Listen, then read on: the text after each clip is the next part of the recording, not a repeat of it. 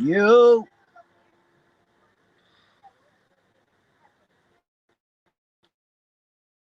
it's live in a minute. D Fields, what's up? DPG.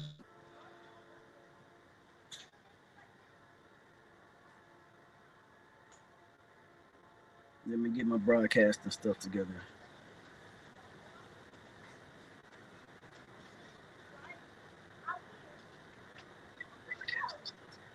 All right, make sure we're not on a refeed.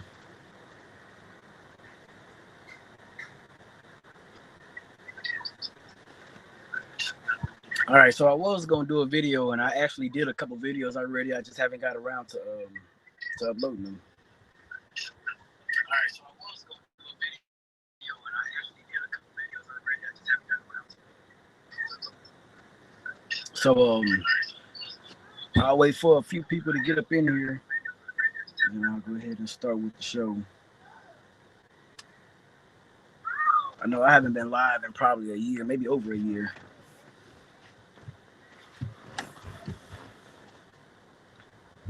When y'all come in, let me know the audio is good. And then we're going to get on to the peak. Been having a busy day yesterday. And apparently flies in Texas bite. I didn't know that. I didn't know that the flies bite. I knew the mosquitoes fuck you up, but these flies, they was getting to me. Damn, I got overspray on my glasses.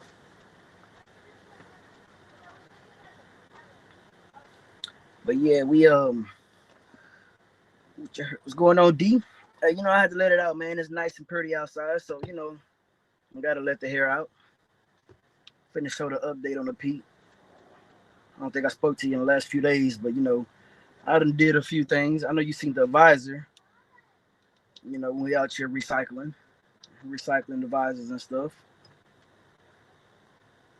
Getting the peak ready. I'm trying to debate on what I want to name this truck. I'm either gonna name it the Grandchild or I'm gonna name it Casper. Obviously Casper because it's white. Oh, you know what? Let me see. Invite people. Okay, hold on. Let me see. Let me post a link into the event. Anybody wanna join?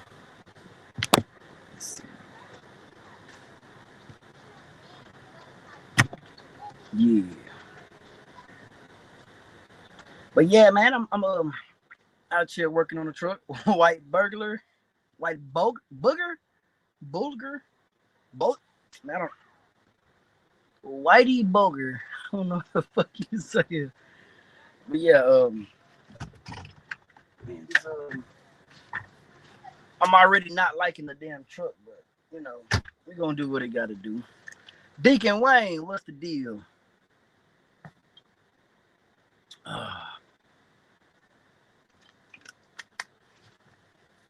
Hey, that extra sweet tea is amazing.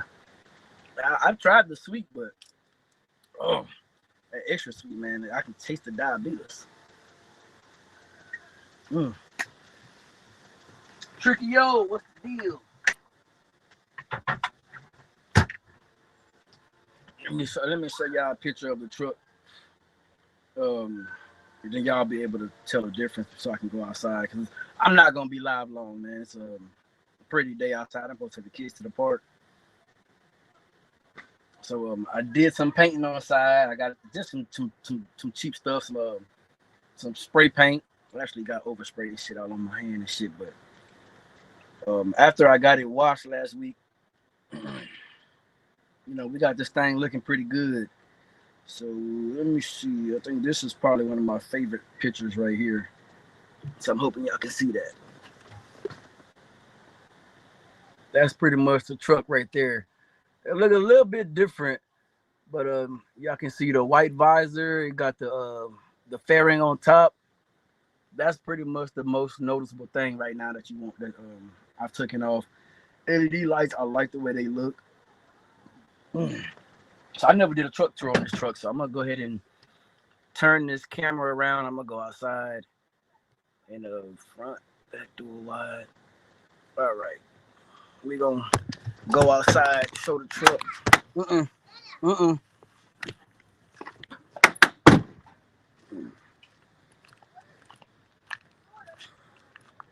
Yeah, that's the truck right there. So the bumper got damaged. It was already like that when I bought it. But I mean, the truck washed up. It washes up pretty nice. This is my little hack tree job. Yes, don't pay that no mind. But this is held on with some zip ties down here.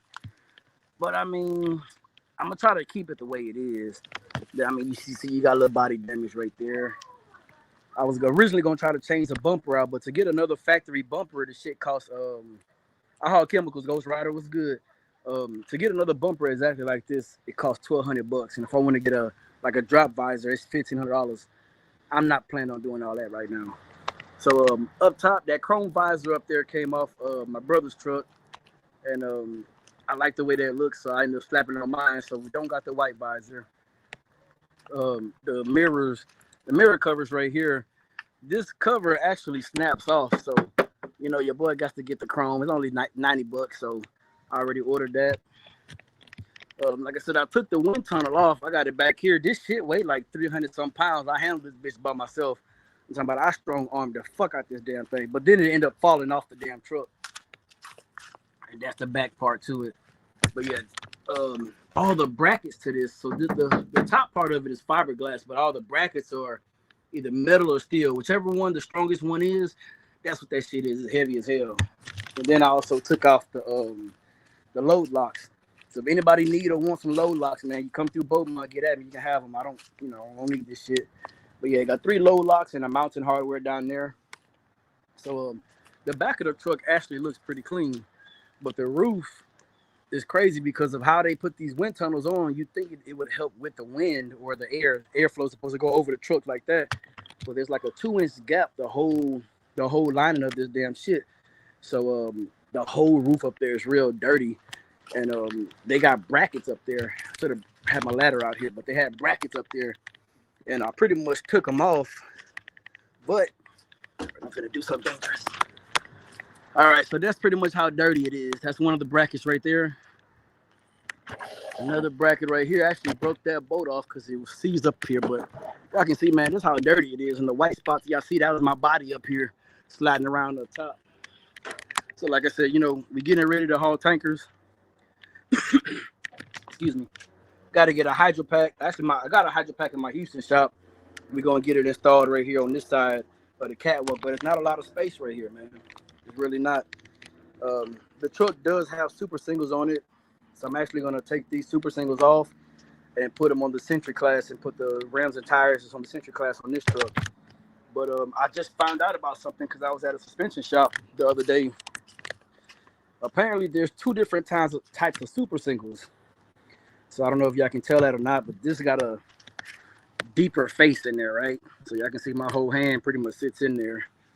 And then this one, I don't know if they did it intentionally or they didn't know, but there's a different type of super single on here. So like I said, I'm just gonna get rid of that shit. The truck is pretty much ready to go. There is, like I said, there is some type of small body damage on the truck. Truck does have a pack car. Truck has 640,000 miles on it. It's my little hat paint job right here.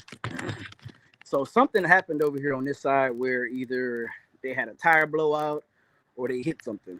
And so this part right here was black. And then like it was all the way along here, it was black. And then this part obviously is missing. Not really too worried about it. I'm just trying to make it look decent. Just wanted to look presentable. So right here, there's usually a black ring that sits in here. So like whenever you pumping your fuel and stuff, you don't damage the actual, I don't know, this fiberglass or plastics, whatever. You don't damage that part. But yeah, man, getting it ready. I actually was gonna pull this off while I'm on the live. Pull the tape off. See if you can really tell a big difference or not. Oh yeah, I can tell.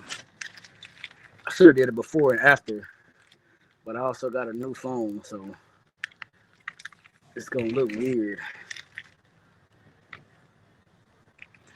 But I mean, if you need any paint work, come and holler at me. Here we go. It's funny. Yeah, that's my work at covering up the black marks. I mean, it looks better with the white than it did the black. That's for sure.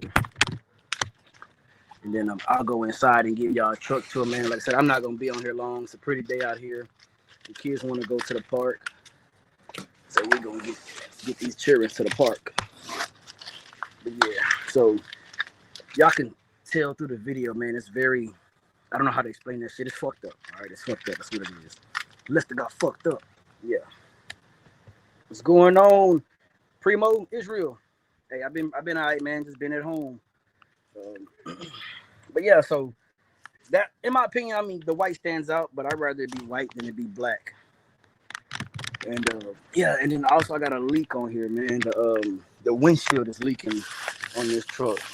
I mean, it leaks all stupid lights and shit. But that's pretty much the truck right there. This truck right here is 2014, by the way, 579. The long-term goal was to try to put a driver in this truck. But the issue with this company, man, they go weeks without having drivers working. And it's kind of hard to find a driver that would be okay with working. I can't even say part-time, to be honest with you, because ever since May, I've worked about an average of 4 days a month. So for most people, man, that's kind of hard to do, especially when you're, like, let's say an employee or a 1099 contractor. I mean, it's just a shitty situation all around. So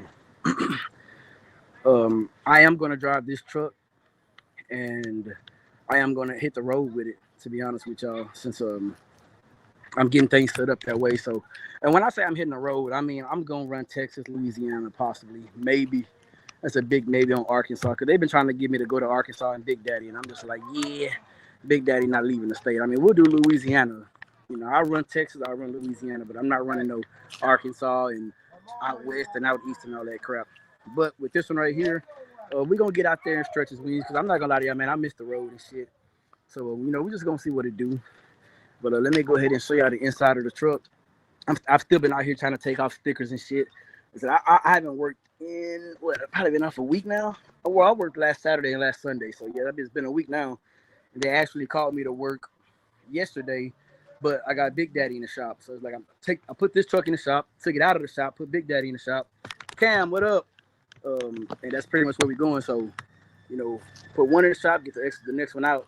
And I just found a shop in Houston, actually, that does mid-roof conversions. So Big Daddy will probably be getting a mid-roof conversion done, just depending on what the pricing is.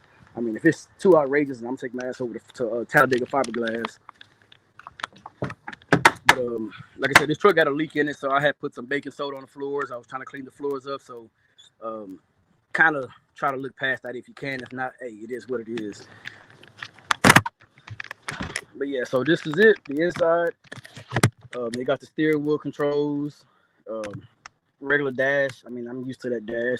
I got some switches missing right here and right here. And my Houston shop got a cab that he told me to come and take some off of. It got the nav on there. I mean, it got everything. I mean, it's an owner-op spec truck, if you ask me. I did get the AC fixed. I got the oil pressure sensor fixed. The fan clutch was bad, so I got the fan clutch replaced. And then my clutch brake was bad on this truck, so we got the clutch brake replaced. What else? They fixed the cigarette lighters in here. It is a 10-speed manual. I'm trying to think. So y'all see I got a tile over here. So like I said, the windshield up top over here is leaking. So I got to get into Houston and get them to reseal that windshield. And then did the DOT inspection Friday. So we pretty much did everything Friday to get the truck leased on. Now I'm just waiting on the lease agreement so I can go get my tags, because this company, they don't give you anything, man. You got to do everything yourself. So they don't help you with tags or, you know, anything. I mean, they give you the lease agreement and hey, you're off on your own. So this truck does have the digital gauges. Trying to think what else, man. I mean, the passenger seat is pretty nice. The driver's seat got some wear in it. And this is the seat that actually goes down. So when you sit in it, it raises up, and then when you get out of it, it goes down. So if y'all can tell, that seat's going down. It got some, I mean, the seat is messed up, man, but I went to Peterbilt to try to replace this seat. That motherfucker said $4,000. I said, you know what? I'm just gonna get this seat recovered. So yeah, we ain't doing that. I know for a seat, nah, I'm good. So here's a sleeper right here. It is a double bunk. I don't know what's been going on this mattress back here, but somebody been having a little too much fun. Oh, that was my barbecue from the other day. Don't pay that no mind. It's empty now. So pretty much got a cabinet right here. You got your pull-out drawer, which most trucks have. Truck isn't clean, man. Don't judge me. You got 3 cigarette lighters right there. You got, the controls. It says they got a smart air, but usually for the smart air to work, there's usually supposed to be a switch on the dash that says auto start. And like I said, I'm missing four switches, so I'm thinking one of those switches that's missing has to be the auto start. So I can't get the smart nav to work, which is pretty much a battery-powered APU. So this truck does have 8 batteries on it. A little compartment right there. You got your cubby hole for the microwave. And one thing I like about this particular Pete, man, and the Volvos, they got them wall sockets. So to enable them wall sockets right there, you pretty much hit the little switch right here for your inverter. And it cuts it on it, and you get power to your wall sockets. Like I said, it is a dual bunk. Pull that down. That was my little vacuum cleaner. Don't pay it no mind. But pretty satisfied for the most part, man. I would love to put a driver in this truck, and but just like I said, just with the way this company set things up, man, I can't see no driver willing to work 1 or 2 days, because I would prefer somebody to be local and home every day. But somebody want to hit the road, fuck it, I have this truck available. And when I say hit the road, shit, you pretty much run Texas, Louisiana, possibly Arkansas, Oklahoma. And we'll go from there, but I can't really give details on it yet because I don't know about it myself. It does have the dual windows on the side. So inside the sleeper, you got your window right here on the passenger side. You got your window right here on the driver's side, and then this compartment right here actually opens too. So you open that thing up, wow, you're exposed to the elements outside. There's 2 cup holders back here. It got this built-in TV mount, but it's actually missing the mount part. So there's another part that mounts to the back of the TV. There's like a little C channel, whatever, and you pretty much just you screw it in with these right here. So it's set up to be real simple. What I'm gonna end up doing is getting a TV mount, and I'm gonna actually mount it to this metal right here, since it's already screwed in. Excuse me. And we'll keep it moving that way. We got this cabinet right here with a long rod on the inside, so you hang your clothes up. Probably fold some clothes down there. We got a mirror right here, a cubby right there. Down here, built-in refrigerator, built-in Peterbilt refrigerator. Refrigerator is kind of dirty, but I was telling y'all in the beginning of this live, man, that extra sweet tea is amazing. If you ain't had none, try it and get you some. I haven't told y'all, but I haven't drank soda in like maybe 4 or 5 months now. Oh yeah, that's some good stuff right there. Yeah, so yeah, man, I've been mostly drinking water, tea, and a lemonade. You got another last part down here, and I've actually seen people put like boots and stuff in there. So if you want to put your shoes, it's actually pretty deep size. Obviously slides ain't that deep, but, you can do that. I've been working on the truck myself. Well, some of the stuff myself. Let's see how I get this bed up. All right, the bed is up. So truck does have emissions on it. So I use the Platinum DEF.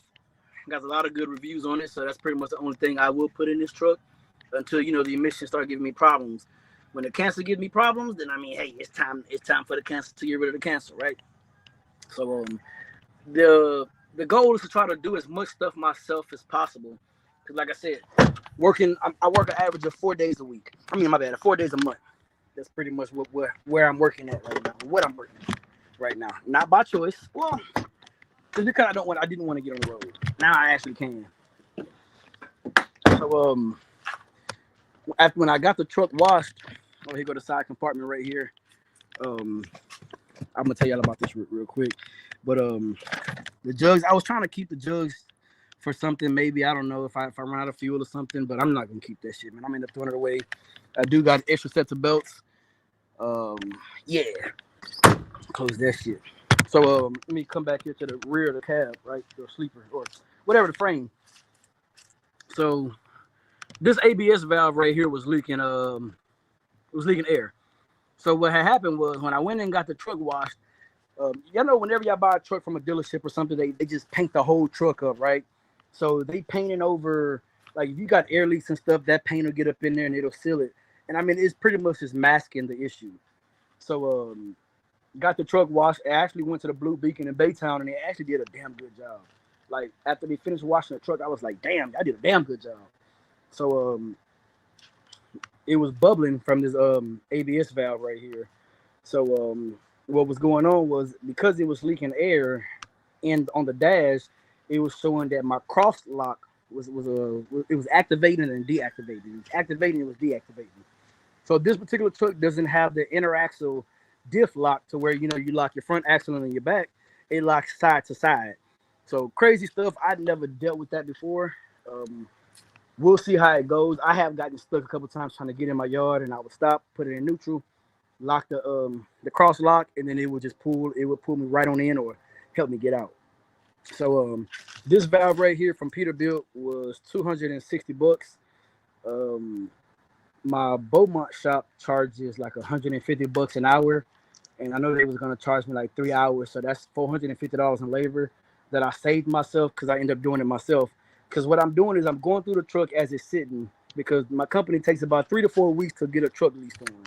So I replaced that valve myself, and then I had this quick connect over here was leaking air. This quick connect was leaking air, and then I got another one on one of the front axles was leaking air too. So I went ahead and went to the parts store out here. It's called Smarts, but I believe they actually belong to Volvo. But I went and got these quick connects. I changed that out myself. Real quick, simple shit. And then, like I said, I got one more I got to change out. But on this valve right here, it had a connector. It had this wire connector right here and this airline zip tied right here. So when I cut that zip tie off, I guess I didn't know my own string. I just whooped right on up and it actually cut the airline. So I caught myself trying to tape it back for now. But I mean, the airline, once that pressure got up to like 120, it just blew right on out. So this airline, I don't know what this is, but I mean, it's all connected to this ABS valve that controls the axle lock. But this airline also runs straight right here to the leveling valve. So luckily, that's a simple fix. So I'm gonna actually take this airline off tomorrow morning. And I'm gonna go up to Smarts. Hey, I need the airline with this length. Maybe add 3 more inches to it, and then I'll go ahead and change that out. Excuse me. And then this the airline, the quick connect over here that's leaking as well. So I tried to cut the hose down, and it was still leaking. But when I took this one off, this isn't the same size as the other two. So it's a 1/2 inch going in the airbag, but I think it's a 3/8 airline right here or something. It's just different. The airline is different from this one and the back two. Those got bigger airlines back there, and this one got the smaller one. So like I said, it's simple stuff that I'm fixing myself. Also did notice that my torsion bars, the bushings in them are bad. So if you can see that chrome part right there, that's not supposed to be there. I got to call Peterbilt on Monday, get a quote, because once I noticed that one was bad, I looked at this one back here, and the bushing over here is dry rotted and it's being pinched on both ends. So luckily, if you've ever done a torsion bar before, shit, you got 2 bolts right there, 2 bolts right there, and then you move it out. You want to make sure there's no air in the truck. Like, let's say if you have the truck cranked up and you got all the air like rolling through the truck, once your truck starts settling and it starts losing air, it'll roll a little bit. And this is pretty much what keeps your axle aligned. You know what I'm saying? It keeps that axle straight. So, like I said, simple stuff that I can do myself. What else? Oh, back brakes. This truck got drum brakes, drums and pads. The back drums and pads on both axle, man, are shot, which is fucking crazy. Because the truck actually it stops and it brakes really good, but obviously I haven't been under a load or under a trailer with it. So I got to get the quote for brake drums and rotors, brake pads and rotors, for this truck. And then I had an ABS sensor up there that was broke. So my Houston shop went ahead and replaced that too. So in all, from just my Houston shop, I was at $2,100 just on getting this truck ready, and that was before finding out the other stuff. So they fixed the AC. The fan clutch was stuck on, so they replaced the fan clutch.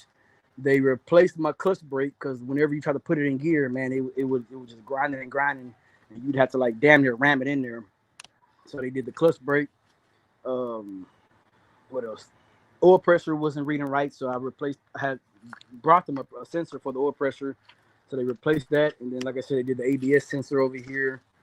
They fixed the cigarette lighter on the inside. They also did a PM. They greased the truck, and that was right there at $2,100. So then, outside of that, then I went and got the truck washed, and that's when I seen that this ABS valve was leaking. These quick connects back here was leaking because when you get that soap and water, and then once you get that air coming out, you start seeing bubbles. So it was actually good that I got the truck washed to catch that. And then, like I said, as I'm going through the truck, I'm noticing the torsion bars are bad, the brakes are bad, but the truck we did get the truck to pass the DOT inspection. So you go to some of these places, man, and they really don't check the truck like they should, or they'll check it out. They'll tell you, hey, man, I see something going on. You might want to put your eyes on it. And I'm like, all right, cool. So this leveling valve right here is actually the plastic piece right here is chipped. So I just threw two zip ties on there for now, and that's just pretty much just to make sure it doesn't fall off. I don't know if this plastic piece breaks off, if this quick connect will still be holding in or not. So I don't want to take any chances. Cause like I said, I don't like being on the side of the road. So I'll try to get everything done I can while I'm at home. But let me check these comments. Diamond Rose, how much for the truck? If you want to buy this truck, man, give me 25,000. You can have it. 2014 Pete 579. It did have some lights on the dash. Everything is gone. There's no check engine lights. There's no service lights or anything. This truck is ready to go. So if anybody want to buy this truck right now, the way it sits, bring me 25K. You can have it. Yes, sir. That's what's up. Congratulations. I appreciate that, McNeely. Top rope, Calvin Lee. What's up? Section 8, how many trucks you got now? I want to say I have 8 or 9 trucks, if I'm not mistaken. I know it's around that number. James, what's up? Truck sale places always do that bullshit painting. Yeah, they do that, man. And I didn't buy this truck from a truck dealership. This was the last truck that I bought from the auction. And like I said, I bought this truck in December. I think it was December 8th auction out of Atlanta. So me and my brother actually flew out to Atlanta.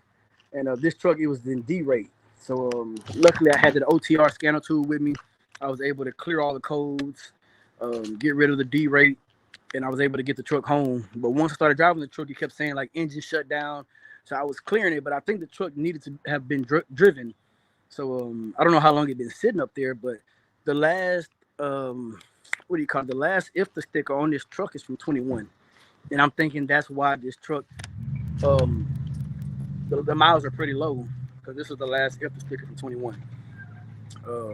That's the only thing I can really think of. And usually, most people, you want a truck with lower miles because you think like, oh man, they got low miles.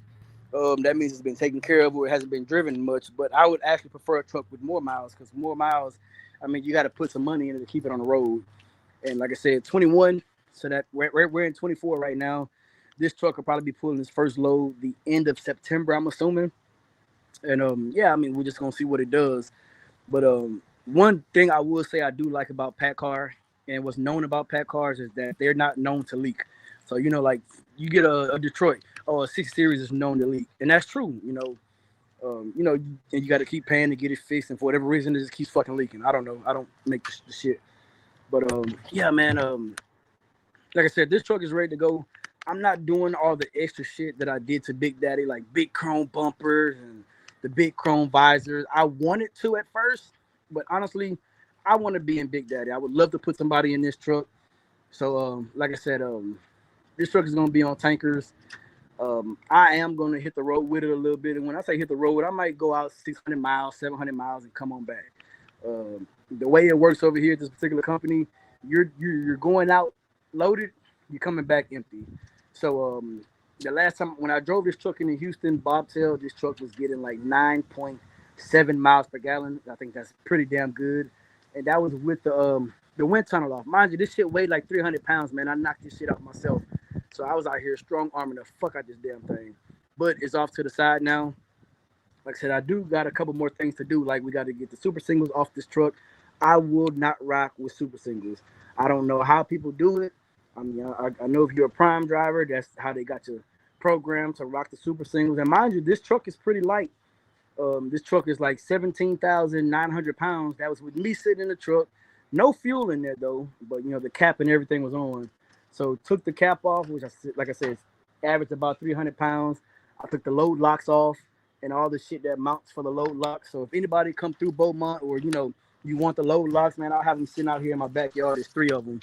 But the load lock, the bottom of the load lock was mounted right here. Top part was mounted right there.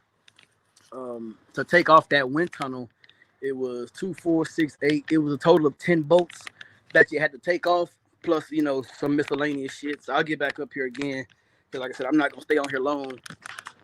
Here go the roof of the truck. So you got 2 bolts right there. You got 2 more right there. We'll put you at 4. 2 more over here, 6. 2 more right there is 8, and then you got 2 all the way at the front. I'm not sure if y'all can see that, but I got the screws still sitting up here on the roof, because it seems like the way these bolts are set up is held up inside the cab. So I'm gonna screw them back in and probably put some gasket maker on it so it doesn't leak on the inside of the truck. And then like I said, this truck does have a smart nav, or smart air, which is a battery powered APU. I can't get the shit to work, so I want it off the truck. Like I said, over here I get paid by the weight for the particular, whenever I'm hauling sulfur. So extra pounds off the truck, I'll take it. I mean, a battery probably weighs what, 40, 50 pounds. You take off 4 batteries, you're gonna save 200 pounds. So this is the driver's side battery box right here. Oh shit. So 4 batteries down here, and I mean, I need to, if anybody hey, Top Rope, I know you got one of these trucks, man. If you know how to turn the refrigerator off, please let me know, because if this truck sits still for like 3 days, the batteries are drained, and I can't get the damn AC I can't get the refrigerator to go off. I'm pretty sure that's what's draining the battery is the refrigerator. So this is the batteries over here for the smart air. And yeah, I don't know what's going on down here. I haven't really took the time to figure it out either, to be honest with you. But I see they got some relay right here. If y'all can see that, they got a relay right there. Yeah. But yeah, man, this is pretty much the truck. Y'all can see my little paint job I did. It's been cleared up now.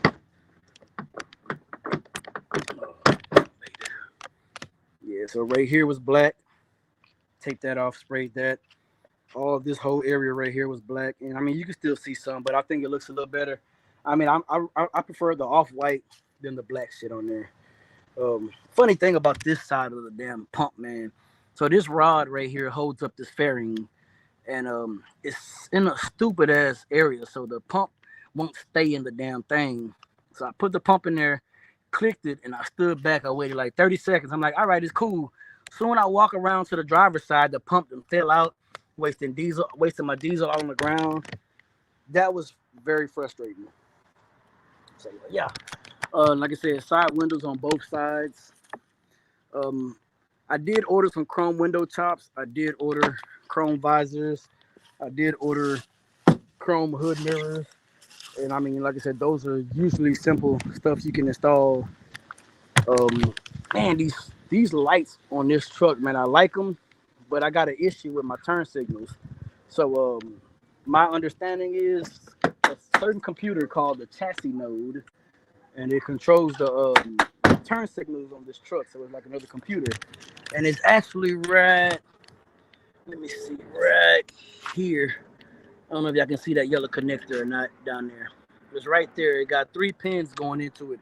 It controls the blinkers and the lights and stuff. This one on this truck is malfunctioning, or is already malfunctioning. That part costs $2,800 from Peterbilt, and you can't just go grab one off another truck and just throw it on here. You're supposed to get it from Peterbilt, and then they got to program it to the truck. So what I'm thinking happened was when somebody put these aftermarket lights on here, it kind of messed up, or maybe kind of shorted out that chassis node. So I got to figure out how to get that done. So My blinkers are kind of wonky and shit, man. It's like they work sometimes they don't work at all. But it flashes on the dash, but it doesn't flash outside the truck. But yeah, man, I like that. I mean that shit's clean. Little LED light on there. Like I said, we got the chrome visor from the my brother's Pete. My white visor is right there. So yeah, man, just getting it ready. I'm trying to think. I've already said what else I got to do to it. Let's see. As long as the AC works, you good. Fuck everything else. On God, gotta have the AC, man. Especially when you're living in Texas. Save your money and ride them super singles till they're bald. Then give you some duals if you really want them. Well, see, let me stand right here if you can see this super single. Different rims. So you see this rim over here sits out farther than that particular rim right there. So I don't even want to risk that. Like I said, my opinion is this truck hasn't been on the road since 21. So if that's the case, that means these rims have been on this truck for at least 4 years. These rims and tires. This rim right here has the most meat on it, and I honestly, I'm almost that could possibly be a retread. I'm not gonna take that risk, especially when I ride in Texas. You know the grounds it be hot out of here. The grounds be tripping and shit. I mean, you study running at let's say 70 miles an hour for 3-4 hours. The heat gonna inflate that shit. Boom! I'm on the side of the road. I'm not even gonna take that chance. But I do got brand new tires on the Century class, so like I said, I'm gonna swap them over because the Century class is gonna be a container truck. So I mean, hey, it is what it is. But that's pretty much all I got for y'all, man. You got any questions or whatever? I'm here for it. Other than that, I'm gonna get ready to shut it down. Like I said, I did make a couple videos to put out, but I just haven't gotten around to it because I've been having the worst luck when it comes to phones, man. Like my last two phones have either broke or they started going slow. So ever since I left my iPhone and came over to Android, I'm being cheap, getting these budget Android phones, man, and it's been a shit show for real, for real. So I was originally planning to go get the Galaxy Z Fold 6, but I've been trying to watch reviews and stuff, and I really can't see myself spending $2,000 for a phone. Just especially with what I do, because I mean, man, I bend over and I happen to put the phone in my damn pocket. I bend over, the phone slide out of my pocket, $2,000 right down the fucking drain. Oh, excuse me. But yeah, man. So like I said, the truck is ready to go now. Well, for the most part, other than the small things I got to do on Monday. Like I said, I do got a lot of free time on my hands just because of the working 3 to 4 days a month. But I'm not gonna say it's by choice, but some of it is. Cause like I said, I can haul other stuff. But here's the thing: if I start hauling other stuff, it's a high possibility or a high probability that they're not gonna let me get back on sulfur. Sulfur is the bread and butter when you pretty much an owner operator at this particular company. So if you want to make money, you haul the sulfur. So like for example, last Saturday, right? They called me up. Hey, any way you can come in. Mind you, they're calling me at 10 o'clock in the morning. They're texting me 10 o'clock in the morning. Hey, any way I can get you to come in? I'm like, what time do you need me there? Oh, well, all the levels are high. So as soon as you can get here. All right. He said, how many do you want? I said, send me 8. I'll be there in an hour. This particular plant, the loads are paying $300, right? That's an average. So they might pay 310, 315. I'm averaging down to $300. So I'm working from 11 a.m. to 2 a.m. Mind you, I'm in Texas logs, so our logs are a little bit different.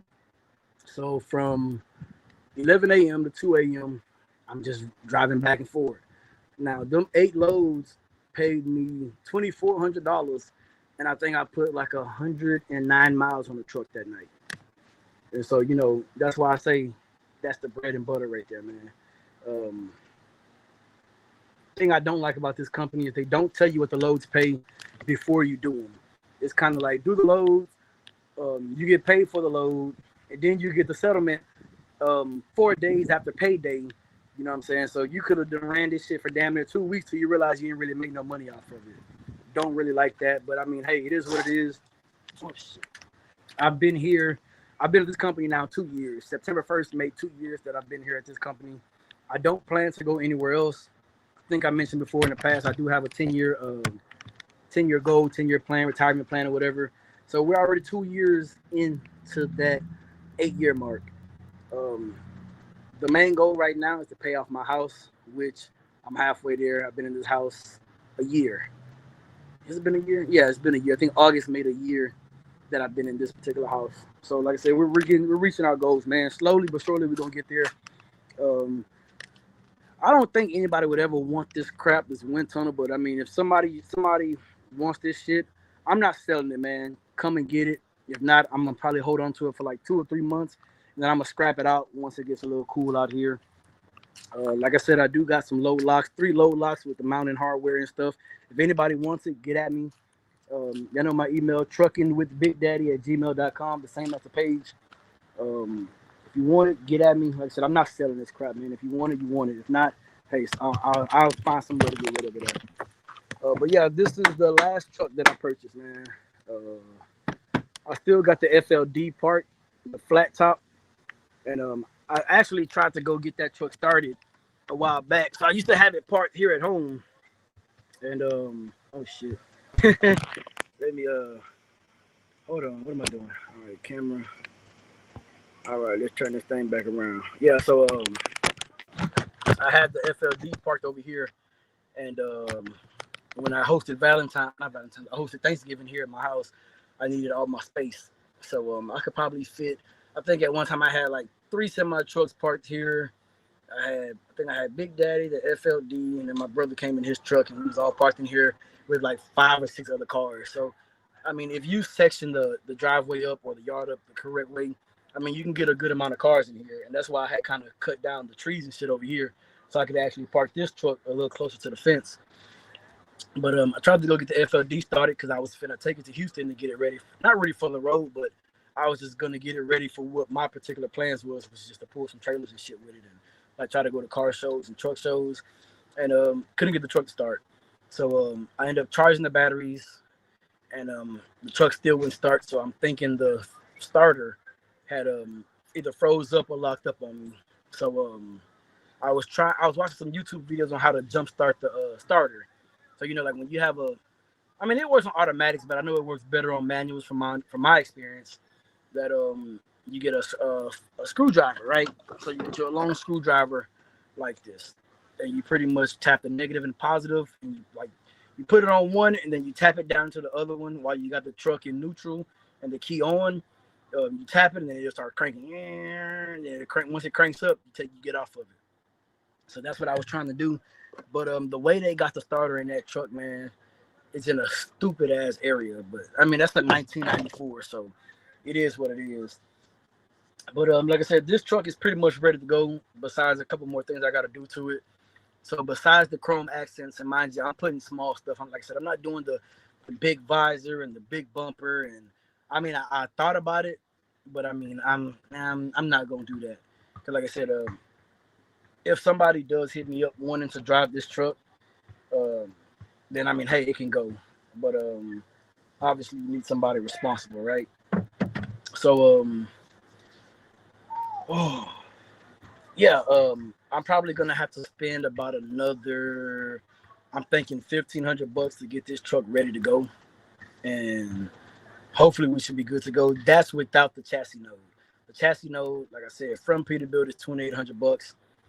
I'm gonna wait on that, but like I said, it takes 3 to 4 weeks to get the truck leased on. So whenever I get back to working in Big Daddy, we'll go from there.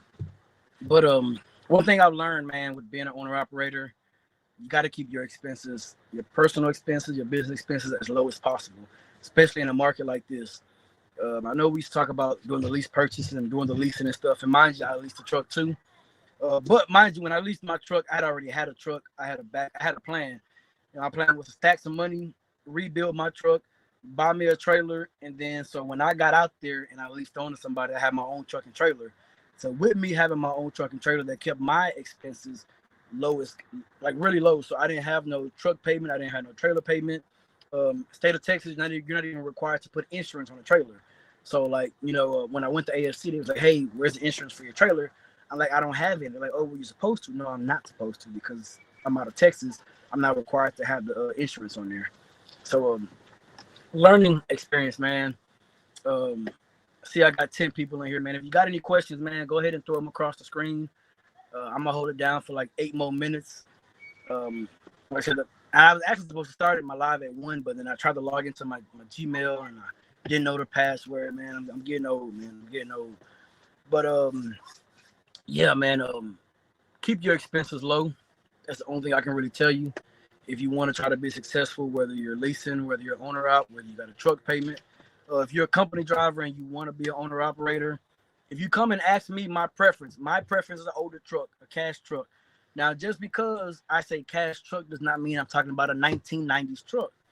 Just Peterbilt right here is a cash truck. It's a 2014. Now, my newest truck in my fleet is a 2016 Cascadia. I paid the same amount of money for this Peterbilt that I paid for that Cascadia. The difference is when it's time to put a driver in my trucks, the problem is they're so I want to say institutionalized by these mega carriers that they want to be in new trucks. And I'm not sure if I spoke on this or not, but I was talking to a potential driver. It was a young lady, and she goes, "I want to be in a 2018 or newer." And she was like, "Hey, I want to be home at least every weekend." I said, "Hey, I'm gonna get you home every other day. I'm gonna have you off on the weekends. You can even have your kids in the truck." You know what I'm saying? Not that big of a deal to me. I said, "This is what I got for you. I got a 2016 Cascadia. Mind you, she has an auto restriction. I do not like dealing with drivers with auto restrictions because in the event that automatic truck goes down, mind you, I only got 2 automatic trucks. The other 5 are manuals, right? So in the event that automatic truck go down, I can't put you in another. It's a high probability I can't put you in another automatic. So what I have as backup trucks would be manual trucks, and it's either you're gonna sit and wait until that truck gets fixed, or I need you to be able to hop in another truck to keep going, whether you're under a hot load or just trying to start your week or whatever it is, right? So, but yeah, this particular lady was like, "Hey, that truck is too old." I said, "What do you mean it's too old?" She goes, "Oh, it's too old." Mind you, we're talking about a local position, some out and back to you, Dallas, Austin, San Antonio. You're not even leaving the state of Texas, you know. She's like, "Yeah, I want to be in a 2018 or newer." And I told her, I said, "Shit, I can put you in a 2023 right now if you want." I said, "But I can guarantee you, I probably can't pay you no more than $400." And this is just me being real to you. This 2016 right here is paid off. So that means the profit that's made on this truck, as long as you do your part, I'm going to pay you that salary that we agreed on. But if you want the new truck, that salary is going out the window because now I can't put you in a 2023 and then also pay you that salary that we agreed on because now you're going into, I would literally wouldn't make any money. Neither of us would make any money. So I would literally have you in a truck just to say, "Oh, well, I got a driver in a truck, but I'm not making any money." That's not smart. So that's pretty much where I stand when it comes to buying a truck. My preference, mind you, I have to say it again, is my preference. I don't like notes. I don't like bills. This is not me flexing on anybody. I'm not trying to tell y'all how to do it. But if you come and ask me, "Hey, man, what should I do?" I'm going to tell you what I did and what works for me. And another thing that I have to think about with getting this particular truck on, because once I put this truck on, right, it's under my business name. So whatever driver that I get, if I get a driver at that to drive this particular truck, if any of the trucks go down, whether it's Big Daddy or this truck, mind you, I'm still trying to debate on what I should name this truck. So I'm either thinking this truck is going to be called the Grandchild or it's going to be called Casper. So if either one of them trucks go down, me or the other driver can slip seat. And it's kind of hard for me to see myself allowing somebody to slip seat Big Daddy. Mind you, that's my baby right there. But in the event, let's say both of the trucks are running SOFR and Big Daddy go down, the driver could drive this truck on one shift, then I come in, and then I can drive this truck. You know what I'm saying? And they actually have drivers doing that. They have owner-operators who are brothers that's been here for some years, man. I know it's been over 15 years. And they both had matching Kenworths. And one of the brothers sold his truck to a company driver who is now owner operator, but this was years ago.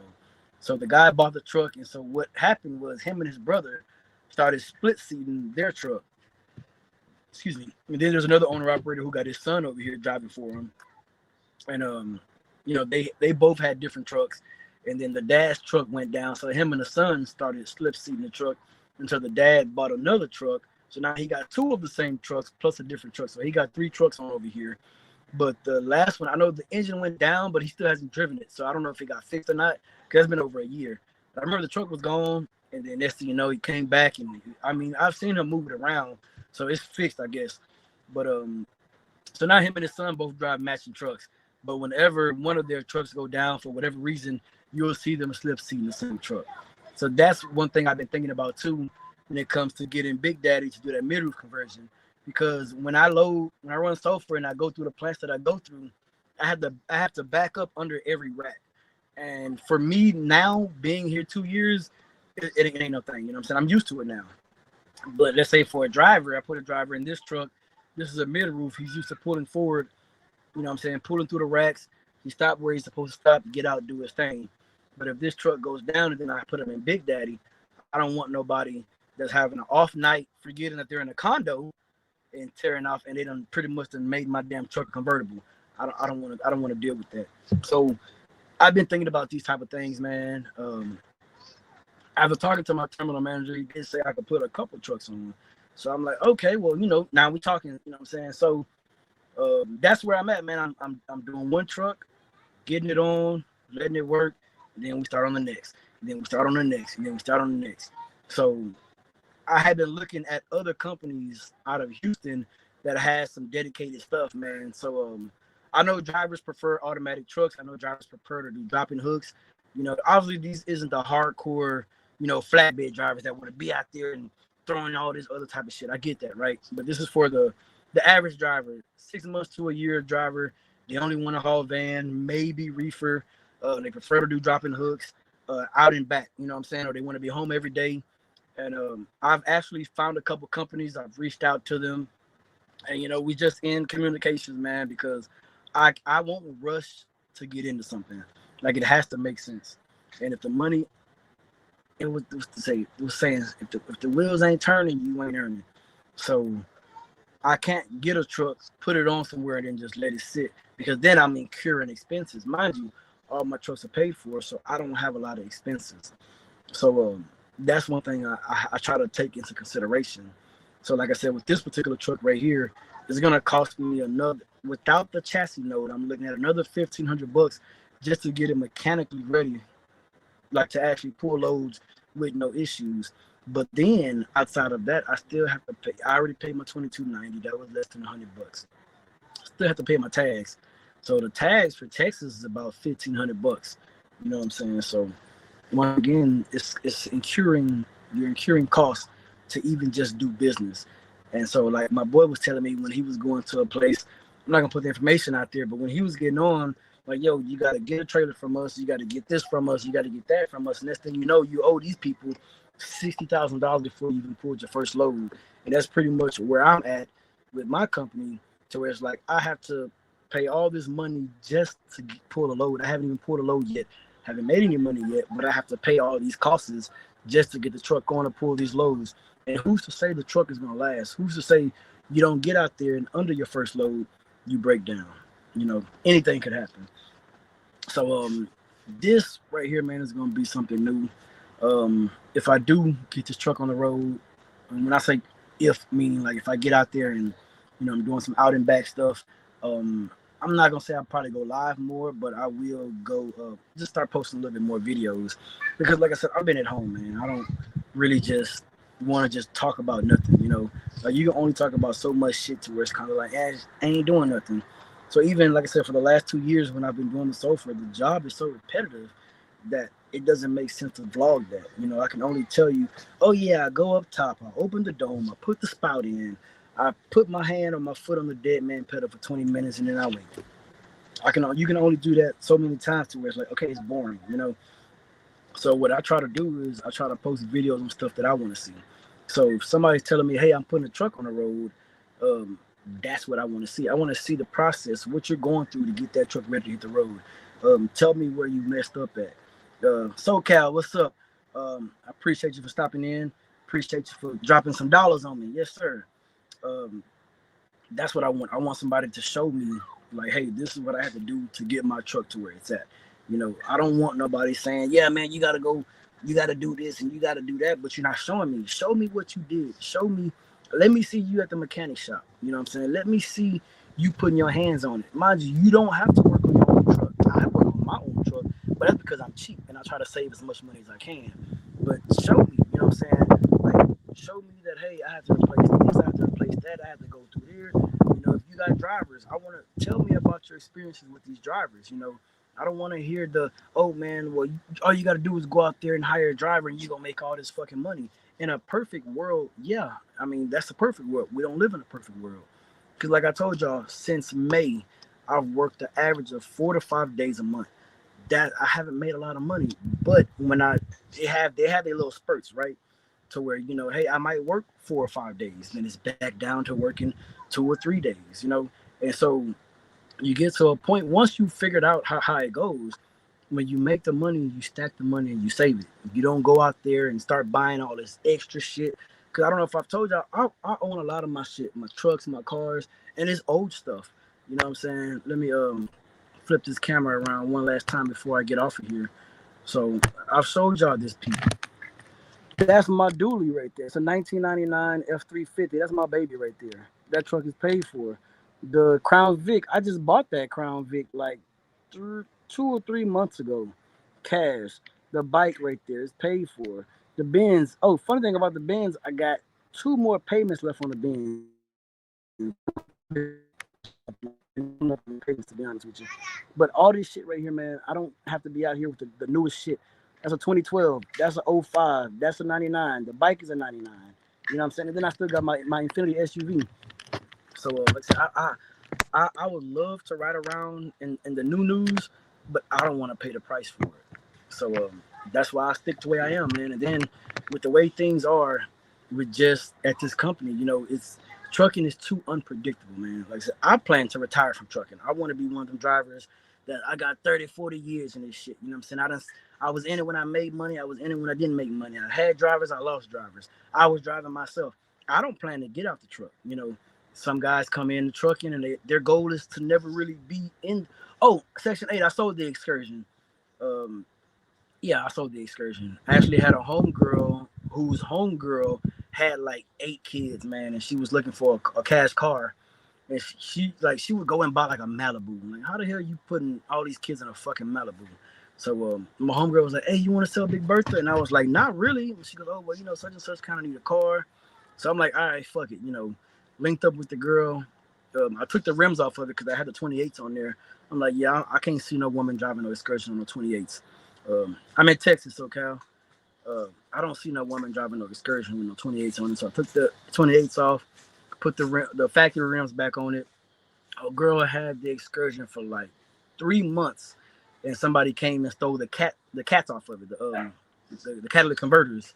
So like it was driving rough, it was sounding bad. She didn't have no money to get it fixed, and I actually tried to buy it back, but she ended up selling the damn Excursion for $600. I sold it to her for $4K.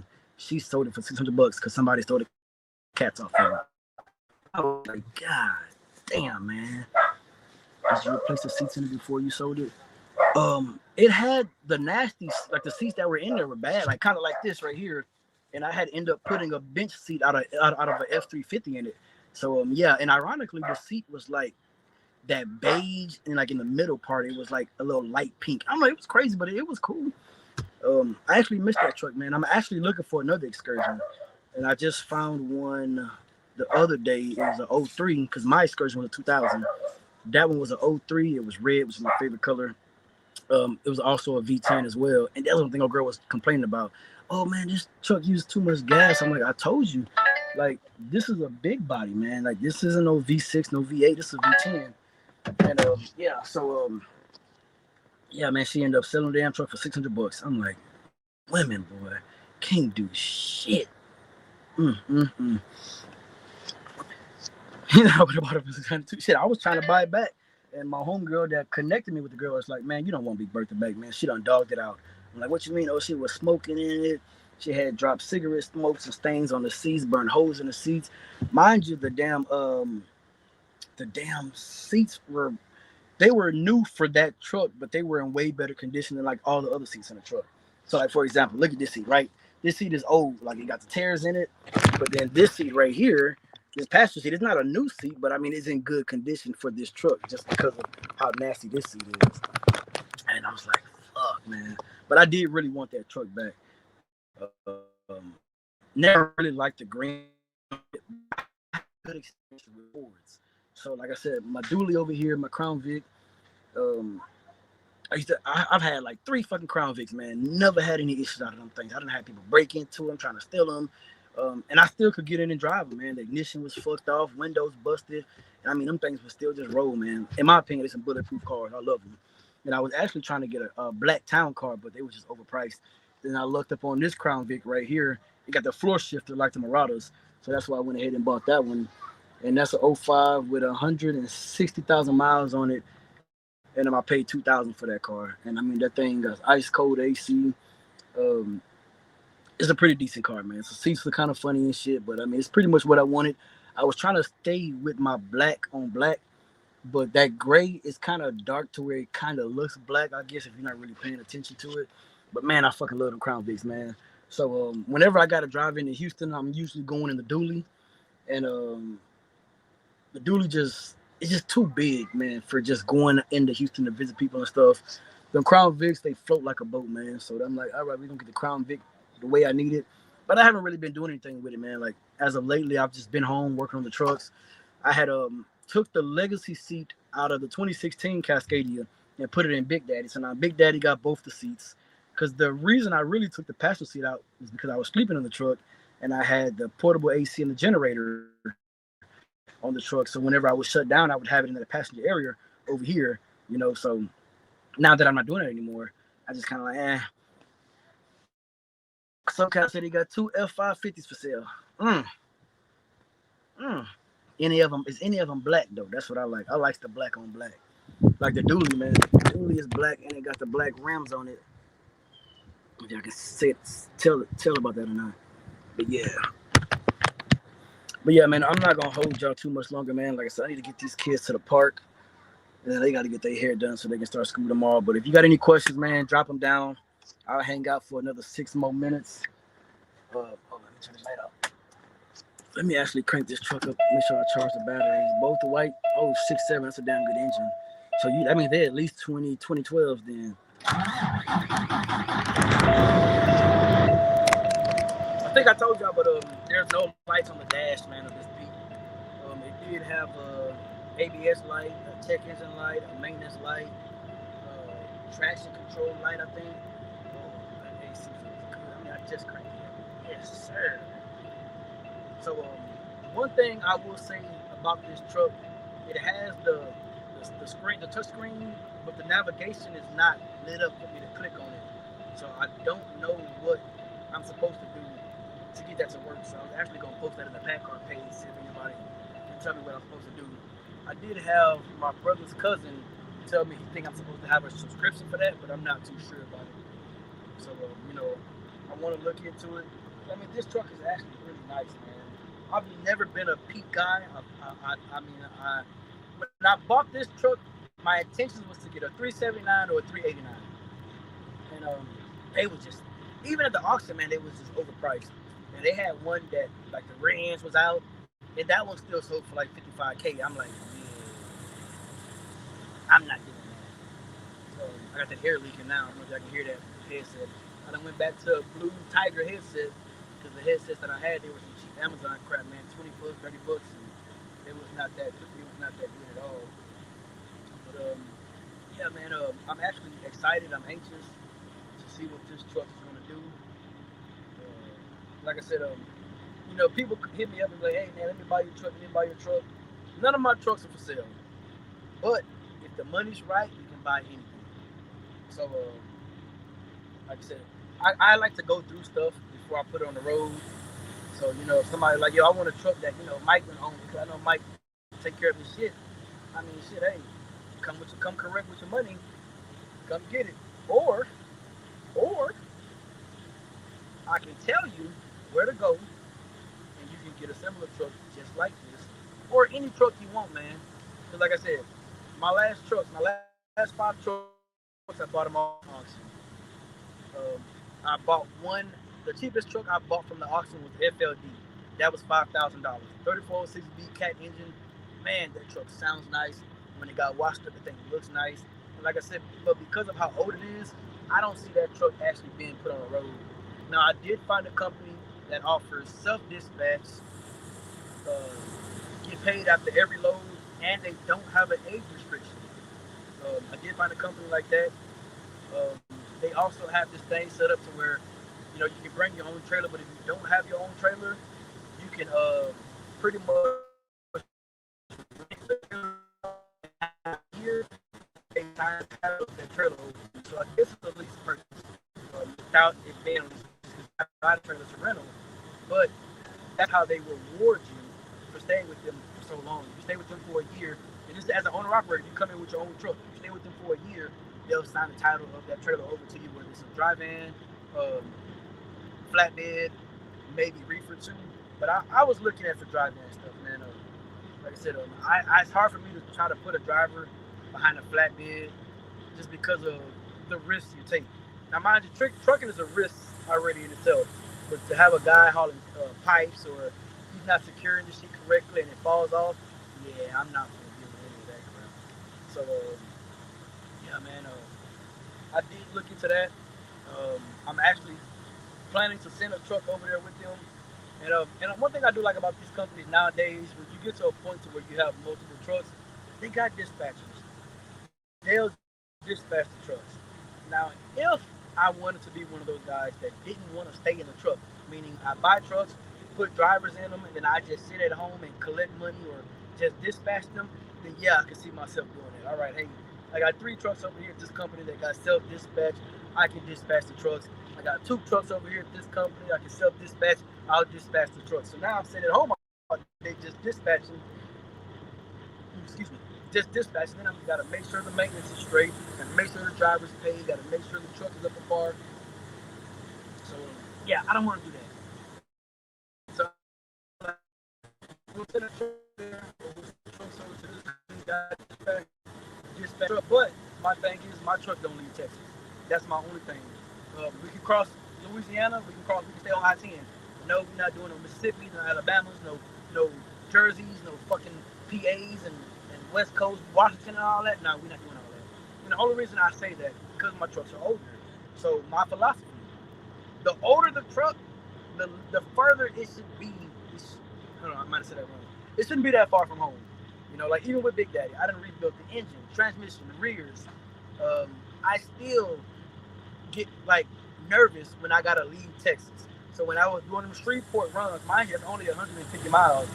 I was just nervous, in my mind, I'm thinking if I break down out here, somebody finna rate me. Somebody is finna take. They finna take me. You know what I'm saying? And I don't want that. So I'm like, if I keep it close to home, I'm in Beaumont, but everything that I deal with is in Houston. Houston is an hour and a half drive. So either I can limp it to Houston, I can drive into Houston. They got a tow truck that I can use, tow the truck to the shop, and we good. And so the good thing about moving forward now, with the companies that I'm planning to deal with, they're all out of Houston. They're all local to Houston. They all have their own shops. These are like, hey, we got local stuff around Houston and the outskirts of Houston, or hey, you can get drivers out there to go run to Dallas, Austin, San Antonio. And that's pretty much the plan for the 2 automatic trucks. Drop and hook. Dallas, Austin, San Antonio. Trucks to make about $3,500. I'm okay with that. Driver gets their cut, the truck still make a little something, then hey, we go. So man, I appreciate you guys for coming through, stopping in with me. I know I haven't been making any videos, but like I said, I just been sitting at home, man. And I didn't want to come on here and just start talking nonsense and hey, I didn't want to come on here and start talking nonsense. When I come on YouTube, I like to drop some gems. If I can help anybody, that's what I try to do. So if you have any questions, concerns, drop it in the comments while I'm still here. You can send me an email, truckingwithbigdaddy@gmail.com. The same name as my YouTube. Exactly the same way it's on there. There is no G in trucking in my name, right? Truckingwithbigdaddy@gmail.com. I have had people email me over the past few months since I haven't really been making videos, and I get back to everybody, man. I'm literally just at home, man. When I was on my 5 figures a week, I was saving. So now I'm at a point to where, like I said, I'm working 3-4 days a month. I'm just sitting at home, relaxing, getting the trucks ready to go. And we're just doing it like that. Don't really have anything else to tell y'all about, man. I wish I did. I wish I had some better updates. Um, like I said, once this truck gets on the road, I will try to post a little more updates. Obviously, if this truck have breakdowns and stuff, I'll let it be known. Like I said, if anybody is local to my area, Houston, Beaumont, whatever, and you got your endorsements, you want to come haul tankers, get at me, and we can talk some numbers. But I really don't want to put a driver in this truck, man. I think this truck is actually too nice for a driver. Um, I remember I used to watch LaShawn, man, and he had some new Wasatch trucks, and he said some driver had super glue foam mounts to the dash and shit. I'm like, whoa, hold on, what the hell are we doing? So, I don't know what I would do to deal with a driver like that, man. A motherfucker just super gluing shit to the dash, and I mean, like, I remember when I was a company driver when I was with Schneider, right? So I was in two T680s and one Cascadia when I was with Schneider. So right here, they had a cabinet. It wasn't a refrigerator. It was like a drawer. In the T680s, it was drawers right here. And I actually got my grinder and I grinded just part of the cabinet out. And both of the T680s, I took that cabinet out and I literally just threw it under the bed and I just set my refrigerator right there. So I'm like, for me, when I put drivers in a truck, everything is gonna be set up. So, like I said, this truck already got a refrigerator in it. Mine just not that big, but nobody should be living in this truck because I don't want my trucks to go OTR. We got a spot for a microwave head, so we'll get a microwave. I already told y'all we'll put a TV in here. And mind you, these aren't big money items, right? A microwave from Walmart costs $50. 32-inch flat screen TV from Walmart costs $100. That's comfort for the driver, in my opinion. Um, Hopefully I don't get anybody in this truck that tries to idle this truck, but they hopefully shouldn't really be sleeping in this truck. Um, I don't really see a lot of pack cars with a lot of emissions issues, or let me say a lot of Peterbilt and Kenworths with emissions issues. But then again, I don't really hear people talking about these trucks with high miles. Now my brother's truck, which is the other Pete, he's already pushing like 950,000 miles. His truck has not had any issues out of that truck. Now, his cousin's truck, so I got a 2014, my brother got a 2015, and his cousin got a 2017, all 579s. His truck been having emissions issues since he got it.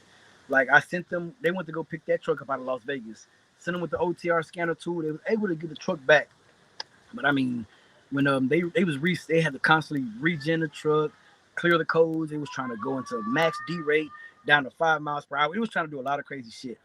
And they got it back, and I mean, like, his emission system was already shot, and that's why they sent that truck off to the dealership, to the auction. And but he got rid of the cancer. You know what I'm saying? So ever since he got rid of it, the truck has been fine. But like I said, his was a 2017 with like 400 and some thousand miles on it, man. And he paid the same price I paid for this Pete and the other Pete, and that's crazy. He got the newest one, and he got the Epic package. So it got like all the fairings. It got an 18-speed automatic. It got the gauges. I think it got the touch screen on it and everything. And I think his touch screen actually got like Google Chrome or something on there. So he was happy about that, man. It was a two-tone color. Got an APU on it that works. Tires was good. I'm talking about the body and everything was amazing, but that damn emission system was gone. So it's crazy to think, because my Pete has a battery powered APU. My brother's Pete got a diesel APU, and it's like, you would think with an APU on a truck, you shouldn't be idling the truck, you shouldn't be having emissions issues. So only thing I can think of is maybe he got a hold of some bad DEF or whatever, because I think they did drain the DEF on there because it was like bad DEF quality. He had a lot of DEF issues going on with that truck, and man, he had to drop a couple $1,000s into that truck. And then I think one of the fairings.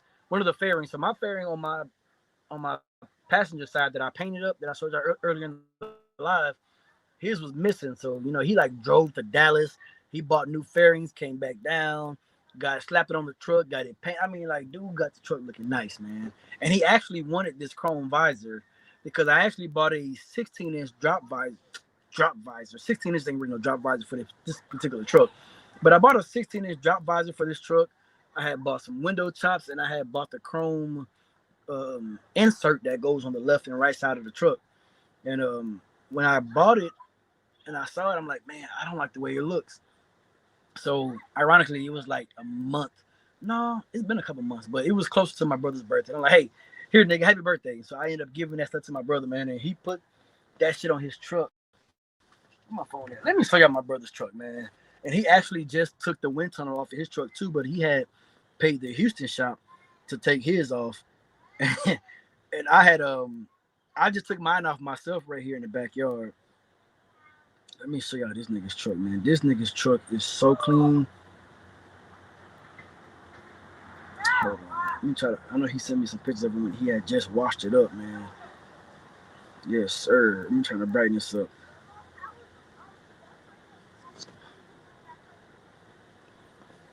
All right, can y'all see that? Please tell me y'all can see that. That's my brother's truck right there. So the window chops on this truck I had bought for this truck that I'm in, the white Pete, and then that visor. So that visor got lights on it. I had also bought that visor for this truck. And see, here's the funny thing about our trucks, right? I think his truck looks better on the outside, but I think my truck looks better on the inside. But I mean, that thing is clean, man. He loved that truck. And like I said, he just took the wind tunnel off because the wind tunnel was really faded.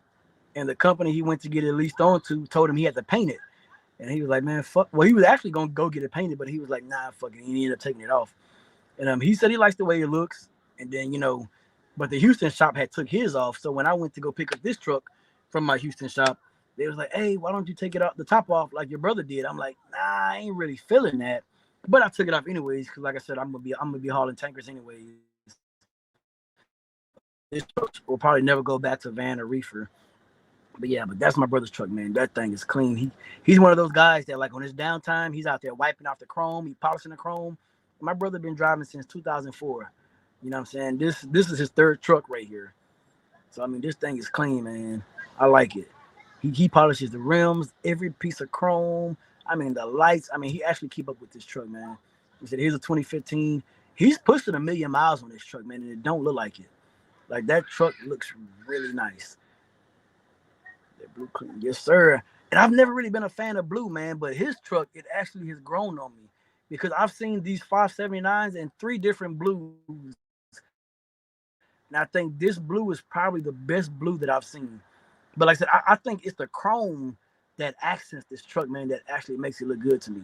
Because he was originally gonna like blacken out all the chrome, so his theme is supposed to be like green and gold or something like that. Because he just got his signs and stuff redone for the company he's leased on to gold or something. But yeah, man, like that thing looks nice, man. He said he polishes this thing up, he keeps it clean. I mean, he probably gotta wash this truck at least twice a week. When he shut down, he out there wiping the chrome down and keeps the inside clean. Like, my brother's one of them guys, man. And I want to say we're similar in a bit. He got a pack car as well. Yeah, both of us, my truck, my brother's truck, and his cousin's truck all got pack cars. And he's haven't had any issues out of that truck, man. He's like, we both got our trucks in December. Neither one of these trucks have actually had, well, his truck hasn't had any issue with that truck. He had a steer blowout on his way up to orientation about 2 weeks ago, maybe 3 weeks ago now. He had a steer blowout, and then I think the AC stopped. That's the only issue he's had out of that truck. So he got that truck at 195,000 miles, and right now he's right under 950. Still has yet to have any issues, and he idles the fucking truck too. But he ended up buying the ghetto APU. He got him a generator, portable AC, and I mean, when he was local around Houston, that's how he was running it. But now that he out there, he's doing the damn thing, man, and he's loving it. Pack car engines scare me. That's what Justin say. They say so. Apparently, they got 3 versions of the pack cars, right? So they got the first gen pack car, which, if I'm not mistaken, is from 2010. I think it's the EPA 10 is from 2010 to 2012 or 13. Then you got the second gen pack car. I don't remember which EPA it is, but it's from 2014 or 2013 to like 2016. So pretty much 2016 and older supposed to be the good gen for pack car, but they said that first gen pack car, that 2010, So 2012 is the best pack car out there. So I'm in a pack car group, man. I ask a lot of questions. I go through there on my downtime and I just read through the stuff that people have posted. And some of these guys got 1.2, 1.4 million miles on a pack car, never been opened, no oil leaks, and that's crazy to me. You know what I'm saying? Because, like I said, my brother's truck already has over 900,000 miles. This truck, I have 300,000 miles less than his truck. So I'm excited because I'm like, damn, local or semi-local. I'm not doing no 3,000 miles in a week. I'm trying to be doing, maybe 1,500 miles in a week in this truck. This truck should last me a good amount of time. But I really didn't buy this truck for the engine. So the plan for this truck was if and when the pack car go out, drop a green engine in this thing. You know what I'm saying? And I ain't talking about no Volvo engine either. So, and that's because I can change anything on a 12.7, like on Big Daddy. Anything happens to my engine on the outside, you know what I'm saying? Alternator, starter, water pump, fan clutch, AC compressor, air compressor. I can change that stuff myself because it's just sitting right there, man. Like you're not reaching under and going through all this like no maze to get to having to maintain this truck, man. It's a simple truck to maintain. So that's what my plan was, and still is for this truck, if and when the time comes. Now I don't know if I'm gonna own this truck for the next 10 years, like I plan to own Big Daddy, my classic. But I mean, as of right now, man, this is a nice truck. Now, one thing I do like about my brother's truck, his truck came with a 13 speed. So, he's saying like, it ain't no powerhouse, but that truck does really good on the road. He says his truck pulls and drives better the heavier he's loaded. Um, he's not having any issue with that truck, man. No oil leaks, no coolant leaks, no windshield wipe, like nothing, man. Like the truck is just, he just got him a nice truck. He's happy about it, and that's why he's able to maintain it. He keep it clean because he's not out there breaking down and stuff. So I'm not gonna say I would buy car because me personally, I haven't experienced the pack car. Like I said, once I get this truck on the road, I do got to order me another OTR scanner tool because when I first picked up this truck, when I got it fired up, it was automatic 10-minute regen needed. You know what I'm saying? And I got the regen button on the dash, but it wouldn't work. So luckily, I had my OTR scanner tool with me, so I was able to start a forced regen on this truck. Then I was able to get it home. So yeah, man, I got high hopes for this truck. The classic Big Daddy, man. That truck is a beast, man. Like that's probably the best thing, the best purchase I've ever bought, and this is coming from a guy that I own 4 houses, man. And that truck right there, man, I love that fucking truck. And it's old. That's the crazy thing, man. It's old. If I can work 6 days a week, that truck done made 5 figures, man. And the thing is, and it's crazy because my truck is not tuned. The Big Daddy is not tuned. I'm planning to get a full tilt manifold, a bigger turbo. I'm planning to get it tuned, and that's always been the plan. But it's kind of like I've been having to divert to other stuff, like getting this truck ready. Because once this truck gets ready, then we got to get on the Century class, you know. And then it's like, I speak to drivers, and I have people hit me up, hey man, you got a truck available, and this and that. And it's kind of like I don't be in a rush to put anybody in my truck. Because my main thing is, if you're coming to me and you already have money issues, you're going to try to make your problems my problems. I got my own problems. So I kind of, slow down with that. I really want somebody that's similar to myself. It's like, hey, I'm over here to either stack my money to get my own shit. You already got a truck, you're trying to. But I'm off topic, man. But as far as my brother's truck, man, he keeps that truck clean. He's out there on the road. He's actually um, on his way to Alabama, if I'm not mistaken. He actually just texted me not too long ago too, because I had sent him a picture of this truck with the wind tunnel off. But man, picture of his truck getting washed right there. He take care of his truck, man. And like my boy D say, man, if you take care of the truck will take care of you. And I believe that to an extent, right? Like certain trucks, they go Big Daddy. You know what I'm saying? That's my baby. And I actually got him in the shop. I'm getting 2 more toolboxes put on the truck. So if y'all remember, I got the Pete boxes right here, and then I got the Pete tanks right here. But I also left a gap between the tank and the step so I can get some 8-inch stacks to come in between the tank and the steps. And then there's also space behind the tank to put some 12-inch stacks. So that's what I'm actually getting done right now on Big Daddy. Uh, but yeah, man, that's my baby right there, man. This was my dream truck, man. When I first got in the truck, and it was 2015. I remember I used to watch Casanova, and he had a classic called Henrietta, man. And when the way he spoke about this truck, if you watched him and it didn't make you want a classic, you didn't understand what he was saying, man. My dream truck was a 2000 or older Freightliner Classic. This is before all these companies started doing these age restrictions now, right? So like obviously 2015, you didn't really have no age restriction on trucks. And if they did, I didn't know about them. But back then, I mean the hype was all prime back then.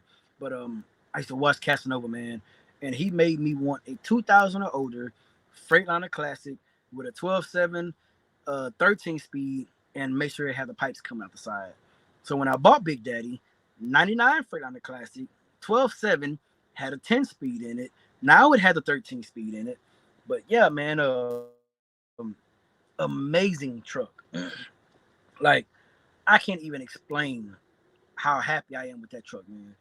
And if it was up to me, like, I would literally run a whole fleet of fucking classics if I could. Like, give me 4 Freightliner Classics, 12.7s, 13 speeds, all of the engines overhauled, transmissions rebuilt or replaced, and the rears 370s or 373s, and run it, man. Because, man, if I tell you that truck is a beast. Now, mind you, besides this Pete, I've never driven a 379 or 389 Pete. I've never driven a W9. You know what I'm saying? So I don't know how those trucks pull, but I can tell you about that classic with that 12.7 and that 13 speed. That truck is a beast, man. And my truck is not tuned at all. It's all stock. So I can just imagine what's going to happen when I do get to tuning and all that crap. All right, Justin said that's exactly what I'm trying to do. I do flatbed. I'm trying to stack my money and get my own truck, but this market is terrifying. I agree with you, Justin. And that's why I I literally had to slow my roll, man, because my goal for this year was to have 5 trucks over the road or on the road, let me say. And when I started looking at the market, and I'm like, even though my whole thing has been if my expenses are low, I should be able to make it in any market. But I can make it in any market with my truck. But when I decided to try to bring a driver in, mind you, a driver's not going to take care of my truck the way I am. Most of these guys don't even do pre-trips, man. So thinking about being a driver being stuck on the side of the road, broke down on the side of the road, possibly stealing fuel. I mean, just anything. Like my mind is going crazy, and it's kind of hard to see me put multiple trucks on that doesn't have like some dedicated something that I know is gonna make money. Tankers for me, dedicated. I know I'm gonna make money when I work. You know what I'm saying? There's no ifs, ands, or buts about it. Um, so when it comes to the spot market, man, if you're dealing with a company that's running off spot market and they don't have contract freight, that's scary. You know what I'm saying? Because you can get out here, man, and you get to an area, and now you went from making a small profit to where now you just running for fuel money, man. And that's one thing I just couldn't do. So I don't know what type of truck you want, Justin, but here's my tip to you. What Just remember, whatever truck you get, you the one that got to pay for it. You the one that got to be in it. So I mean, get what you want, but do your research. Make sure it makes sense to you. Because like I said, like I was just saying about when I used to watch Casanova, man, that was part of my research, learning about the different engines and trucks. Because what I really wanted, and this is in a perfect world, I would get a 379 with a 12.7 and a W9 with a 12.7. So I would have the 3 hood trucks, right? With, in my opinion, is the best engine. Mind you, when I drove my flat top that got that cat in it, and my boy Deacon attest to this shit, man. That truck is underpowered the whole fucking time. Like it's not like these trucks, man. These plastic trucks where, I mean, like it gets this little boost and it seems like it kind of mellows out a little bit. Like I was driving that truck, man. I'm just like, damn, this is what a truck feels like. And it seems like that truck drove better than Big Daddy. Big Daddy's a 99, that FOD is a 94, but that 94 is a full mechanical motor, right? Man, if I tell you that truck felt good. Like I'm talking about, I'm throwing black smoke, every damn thing. You know what I'm saying? Got a 9 speed in that motherfucker. I was just getting it. AC worked in that truck too, which is actually surprising. But yeah, man, Get whatever truck you want, man. Make sure you do your research. Like I said, I'm not gonna say I don't have a preference. My preference is Big Daddy. That's my preference. I'll drive any damn thing if it's gonna make me some money. So, yeah, man. Oh, yeah, it's scary out there, man.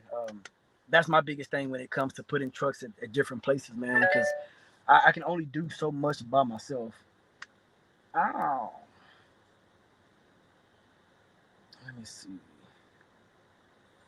But yeah, I'm gonna get ready to get up off of here. Let me show y'all some more pictures of the Pete when I had got it washed before I took the wind tunnel off. Oh, you got that black shit I was telling y'all about too. So that's the Pete. This truck that I'm sitting in right now. If y'all can see back here on his back fairing right here, that's all black. So something happened. It looked like a tire had to have blown, like that back tire blew right here, and it like I guess it was swashing or whatever, and then it kind of like scraped the side of the damn fairing and shit. But yeah, man, this truck actually looks pretty fucking good, despite the front bumper damage, which I'm gonna assume and hope maybe it was a deer or something. But yeah, man, that's the Pete right here. Let me see.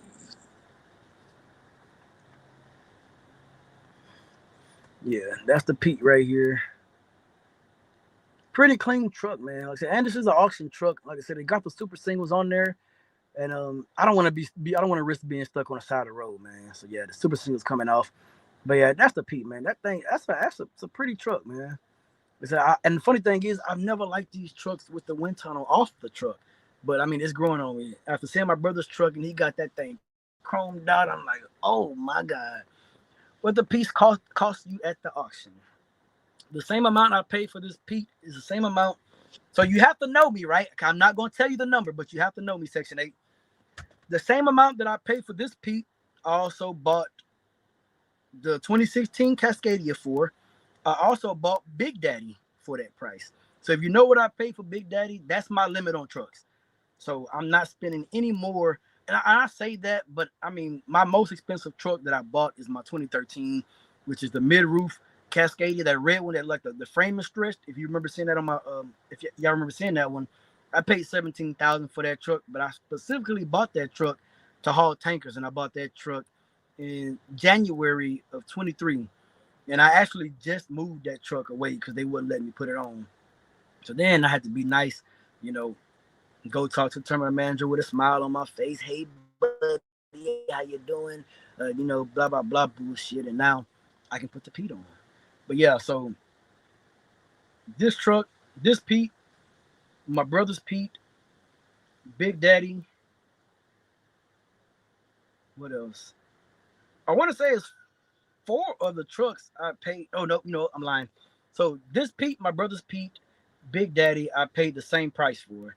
And then the Century class, I paid less than this price. And the FLD, I paid $5K for the FLD. But yeah, I pretty much got him at a steal, man. And when I say it, oh, you know what? I don't have the folder in here. I would actually show you instead of telling you. I don't think I have the folder in here. I'm gonna put it back in the house. It's in my backpack in the house. But yeah, if you trust me, man, just go to the auction and look. Like I said, if you want to be nosy, go back to. I actually put a video out telling you how much I paid for Big Daddy in my drive-in when I bought it at the time. I'm just not saying the number because I don't want people to hear that number and think like, okay, I'm gonna go get the same truck like Mike did for that price. Do your research, and you might get one for the same price. You might get one for Darkel Smith. What up, my guy? Man, I ain't seen you in a minute, man. I need you to post some videos, man. Yeah, I don't want to say the price just because if I say the price, people are gonna try to go to the auction and try to duplicate what I did, right? So with me, my brother truck, and is it overheating or something? Okay, so when I bought these pieces, like I said, I bought these pieces like a week apart. Like I bought this Pete, it was so nice. Telling my brother about it, and I'm like, hey, I'm gonna get you one. You know what I'm saying? He's like, what? I'm like, yeah, I'm gonna get you one. But anyways, So after we get the truck, we go pick it up. And I was actually on Truck Communities Live when I went and picked that truck up. But I told y'all like I wasn't showing that truck because like it's not mine. You know what I'm saying? It's my brother's truck. So went and picked this truck up, man. And then, my brother saw it and stuff. He's happy about it. He started telling his cousin. And he's telling his cousin what we paid for the truck. And I told him, hey, you got to stop doing that. You know what I'm saying? So his cousin, trying to get the deal of a lifetime that we got, and he studied going on there, but he's looking at the Walmart trucks, right? So if y'all know Walmart maintain their trucks, you rarely, I don't think I've ever seen a Walmart truck on the side of the road. So he's telling his cousin, and his cousin's going on there, and he's saving like 20 Walmart 579s. Every single one of these trucks are going for 28,000, 32,000, 40,000. And he's mad. He's like, man, I can't get one like y'all, man. I don't know how y'all did it. But his number was, I'm not paying no more than what you paid. And I'm telling him like, yo, you know, if you got the money, buy what you want. Like, don't let my number stop you, because my number is my number. You know what I'm saying? Like I told you, I'm very cheap, man. I don't want to be out here just dropping. Like, I don't see no point in spending. Like, if I was to buy a truck, I can't see myself spending no more than like 25K on a truck. And that's just because they all gonna do the same shit. You know what I'm saying? Like, granted, some gonna look better than others. When I bought Big Daddy, he was a ugly motherfucking truck, man. Like, I'm not gonna say it was like ugly, but the motherfucker was ugly. The bumper was damaged. The grill was damaged. The paint is still the same. You know what I'm saying? The tanks had like asphalt on them. The battery boxes were broke. Steps was bent. Like, you know what I'm saying? But I put the time into it, and it took me a couple years to get it to where I wanted. Mind you, I still I still like, for what I want to do, I still got like 20K worth of more shit I want to do to that truck. So but yeah, man, that's why I'm not saying the price. But long story short, my brother, when we got his truck leased on to the company he was recently at, his cousin walked up to the truck, man. It was like, damn, you know what I'm saying? So like, mind you, a semi truck is a big ass truck, but if you're used to like the Freightliners and you go to a 579, it's just a big ass truck, man. You know what I'm saying? So after his cousin saw that truck, his cousin actually won him a truck that exact same day, which is ironic, right? And then, like I said, his cousin won the newest truck with the least amount of miles. But then when he went out there, that truck had the most problems, and he got it for the exact same price, But he was also trying to get him one that was in strictly, Texas. So he was trying to hit the Houston auction or the Dallas auction. And I was telling him, like, yo, you got to expand it. You know what I'm saying? Because when I bought this truck in December, I had to fly to Atlanta to get this truck. And then when I got the 2016 Cascadia, I had to fly to Nashville to get that truck.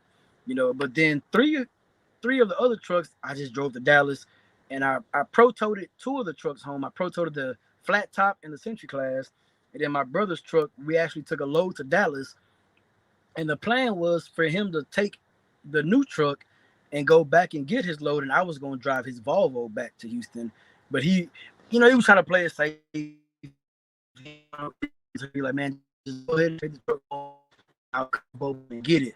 But I had just worked the night before, so what I ended up doing was driving the truck to Houston, and I went to sleep in the truck, and then I had somebody come pick me up. I'm like, yo, I got the truck parked on your yard, so whenever you get back from Dallas, you know what I'm saying, do what you do, whatever. So mind you, when I drove his truck back, I was getting like it was a high nines, like 9.8, 9.11 miles per gallon in his truck, and that was at 70 miles an hour. Pack car, 13 speed, right? 70 miles an hour, 75 miles per hour, excuse me. I was getting like 9 point something, but it was bobtail. So he gets in the truck that night. He's messing around with it. You know what I'm saying? Mind you, my brother's a Volvo guy, man. He loves Volvos. Like, I remember when I was in middle school and he used to drive this white Volvo. And then he ends up getting another truck just like it, which is the truck he still has, but it's also blue as the Pete, which is ironic, right? Because when we went and saw that truck, he was like, man, that truck got to be for me. You know what I'm saying? Like, my brother's he's more intellectual than I am, Like, he's more like, yo, man, like, I got the blue truck. And then, we just got this other blue truck right here. You know what I'm saying? The colors match and it looks good and it's better. You know what I'm saying? So that means, like, that was for me. You know what I'm saying? Like, I wanted these other trucks, but it just didn't work out. But then this one right here kind of fell in my lap. It's the color that I like. It matches my other truck, you know what I'm saying? So I can continue my fleet. You know what I'm saying? So yeah, you know what I'm saying? Like, this, that's my brother, man. I'm not like that. Granted, I'm more like, that's red, I want it. That was red, I want it. You know what I'm saying? Like, that's me. Mind you, all my trucks are either red or white. So what, I got 3 red trucks, 3 white trucks. Or was it 4 white trucks? Something like that, right? I know I got 3 reds: Big Daddy, the Cascadia, the mid roof Cascadia, and the Century Class of red. And then the day cab, this truck, Cascadia, FLDS4. Yeah, so whatever. But yeah, man. So oh, my brother keep that truck clean, man. Like I said, when he sends me pictures of that truck, I just get excited, because you can tell when a person actually like what they do or they love what they do, they love the equipment that they in. Because for me, I don't watch Big Daddy as often as I should, but I think that's because I'm local. So it's like, do I go spend 2 hours trying to go to Blue Beacon to get the truck washed, or do I just come home and I'm spending time with the kids? And that's one thing I've been having to figure out. But when I was over the road, when I had my lease truck, I used to wash that truck like almost once a week, to be honest with you. But I was on the road, you know what I'm saying? So if I didn't wash it every week, it was definitely every other week. But that it was that blue, yeah, at least it was that blue, man, pretty truck. I added a couple chrome accents, the door handles, some other shit I did. But yeah, so man, it's just something about trucks, man. A clean truck, that shit gets me excited. So yeah, man, that's pretty much all I got for y'all, man. This truck is almost ready. Like I said, I do got to pick up a couple more parts. I got to get both torsion bars for this truck because the bushings are bad in them. I got to pull that airline out that I cut. You know what I'm saying? Strong arm that motherfucker. Um, so I got to get that airline out. I got to get that quick connect out of that airbag.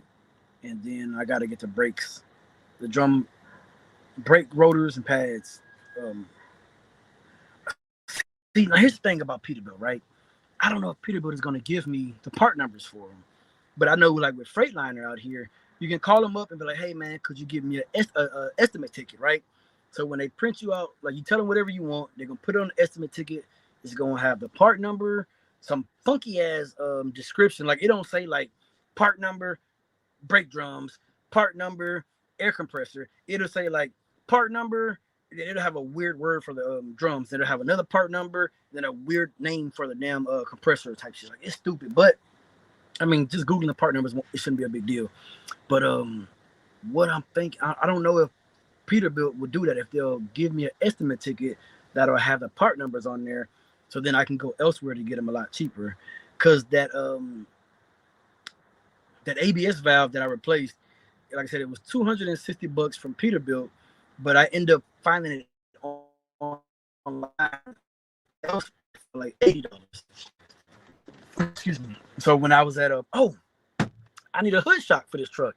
So the Kenworths and the Peterbilts, the T680s in this truck, when you raise the hood, it has one shock that has like a pin in it. So when you raise the hood, this pin comes out, right? And then the other shock is just a regular shock. And then when you want to close the hood, you got to tap that pin back down, and then you can push the hood closed.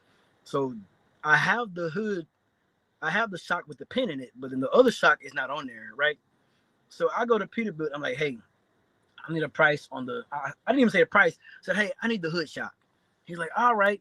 So this particular Peterbilt in Beaumont just changed locations. So they just bought like the property next to them. So that's where they put their parts department to. So now they have it set up to where like everything that the person is doing on their side, they have another screen facing you. And so like it'll show you everything that they're doing. So the guy he's pulling up the shock and stuff. Cause like I said, I went and got 2 belts. He's pulling up the shock, and this shit says $530 for a fucking hood shock. I said, hold on, what's $530? He goes, oh nah, man, that's a walk-in price. He goes, I put you in the system as a fleet, so you're gonna get a discount, right? So I'm like, oh, okay, cool. So I'm over here thinking when he said a discount, I wasn't expecting to pay no more than like 75, maybe $100 for the hood shock. This motherfucker say $400. Yeah, man, we put you in as a fleet, so you get the fleet discount.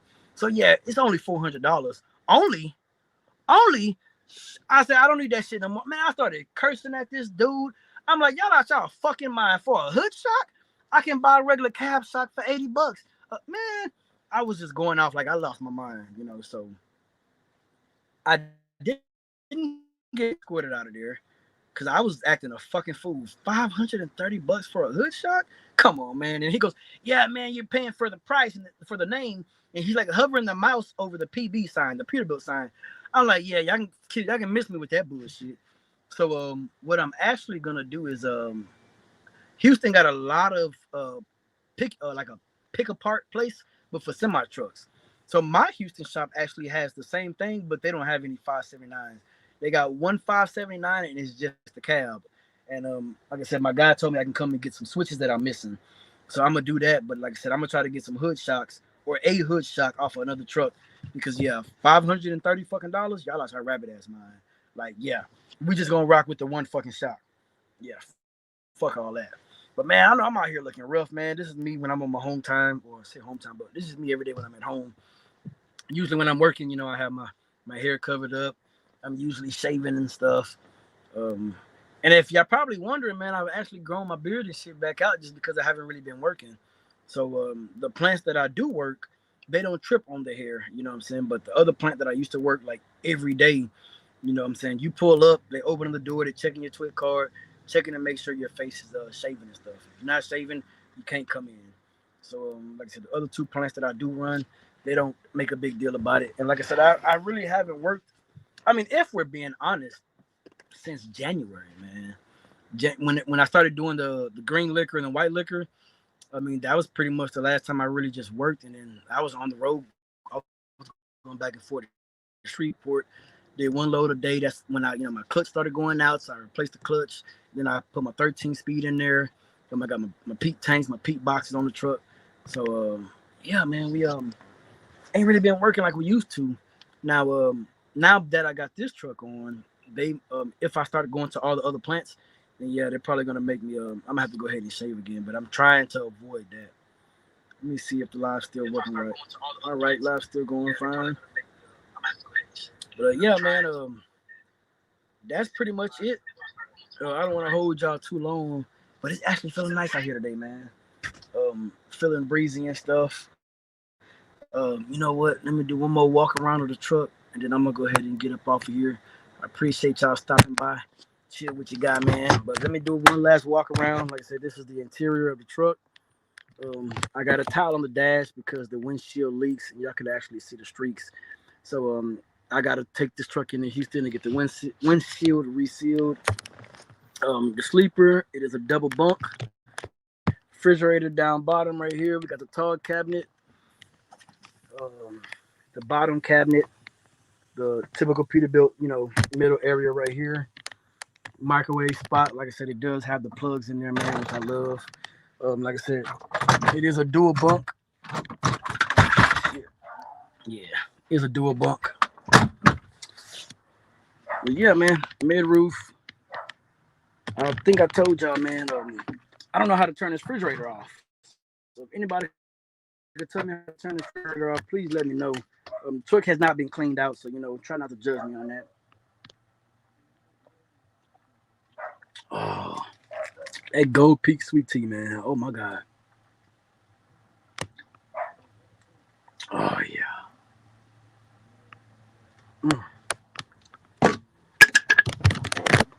All right, let's go outside, do the little walk around.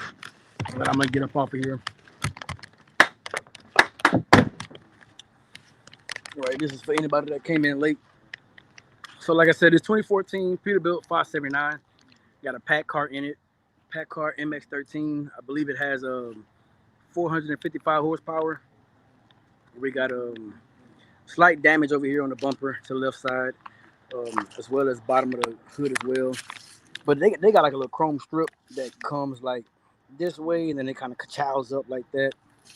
I'm gonna get that situated, possibly. Got the full fairings on it. If you can see this white part right here, and then over there, I showed y'all in the picture on my phone that was black. So like I said, I think they had like a blowout or something, and they kind of swiped the fairing or whatever. So I just painted over that. So I mean, if you're up close, you can tell like, hey, the paint don't match. But in my opinion, it looks way better than it being black. I got to turn the lights off. It does got the Alcoas on it, man. Like I said, we gonna get the super singles taken off. Take the truck to get polished up. We're gonna get the chrome cover for this mirror right there. We got sleeper windows on both sides. They go to fairing, like I said. If anybody want that shit, man, hit me up. Come get it. I also got load locks. Like I said, I'm not selling it. If you want it, come get it. Truck got super singles on it. Like I said, taking the super singles off, putting duals on it, and the back is cleaned up. Like I said, I am gonna have to get the truck washed again. But yeah, man, that's the truck. Um, Apparently they got some type of offset super single on this fucking truck, so y'all can tell right here. This truck sits right here, but this wheel right here sits more over to that side. If y'all can see that or not. I found that out when I was at a suspension shop yesterday or other day, not yesterday, the other day. But yeah, man, that's the truck right there. We got to go ahead this past week to go ahead and lease it on. So that's pretty much what we're doing. Fixing the small stuff, getting it ready. Like I said, I did have an air leak on this quick connect. And that quick connect, so if y'all can tell, man, that's brand new. You can see the nice gold to it. I changed those out myself. When I got the truck washed, I had to replace this ABS valve. $260 from Pack Car, but like I said, I found it online, or not used, but online from somewhere else for like $80, whatever. So, but I was already there, so I went ahead and got it. And then in the process of, it had a zip tie on here, man. I cut this damn airline. So yeah, I gotta I'm gonna pull that line off tomorrow morning, take that so I can replace the airline. This truck does have disc brakes and rotors like on the car, and the back brakes are bad. So I'm gonna go ahead and, while I'm at Peterbilt tomorrow, or call up there, I'll figure it out. Get a price for pads and rotors for the whole back of the truck, and we'll get those changed out. My torsion bars back here are worn, so y'all can see that the what do you call that shit? The damn it, just had a brain fart, but the shit inside, the rubber's inside, man, is bad. It's dry rotted on this side. The bushing, there you go. It's dry rotted on this side, and this side right here is pinched up real bad. So that's gonna be replaced, and I gotta replace both of them. Like I said, truck does have super singles, man. Never really been a fan of super singles, and the funny thing is, I almost put super singles on my dry van trailer, but I didn't. Um, yeah. Oh, and then this where we at? This quick connect right here was leaking air too, so I took it off and I put some Teflon on it. Then I cut the airline, and it's still leaking. So I'm gonna just go ahead and replace that tomorrow as well. And then the other torsion bar right here, like I said, the that bushing right there is in the worst condition ever. I'm not sure if you can catch that if the sun is hitting it right, but you can actually see like it's been grinding metal to metal on there. Like I said, I haven't pulled a load with this truck yet, so this is pretty much in the condition that I've gotten the truck. Besides me cleaning it up and trying to wash it up. But yeah, like I said, it got some little damage on the sides, like I've showed y'all already. The back, for the most part, I mean, it ain't all beat the fuck up and stuff, man. So I'm happy about that. Um, that's pretty much it, man. If you got any questions or concerns, drop it in the comment section. If you want to get in contact with me, you can send me an email at truckingwithbigdaddy@gmail.com. Subscribe to the channel if you ain't already subscribed. And I mean, hey, get at me. I mean, your boy finna get back out there. I mean, my boy said I ain't ready for the road, but we gonna see. Cause I don't think the road ready for me. You know what I'm saying? But that's it, man. Like I said, this is the last truck that I bought. I did have somebody ask me if I would buy more trucks, and the answer is no. But if I was to buy more trucks, it would strictly be hood trucks then. But I would have to sell both the Cascadias and possibly the Century class if I was to like buy more trucks. And like I said, it would be, if I buy more trucks, we buying real shit. You know what I'm saying? Like it got to be W9s, 379s. And yeah, that's pretty much where we're going from there, guys. Man, I appreciate you guys for rocking out. Um, like I said, I'm still around, man. I try to get back to the comments, but I really don't be on YouTube as much as I used to.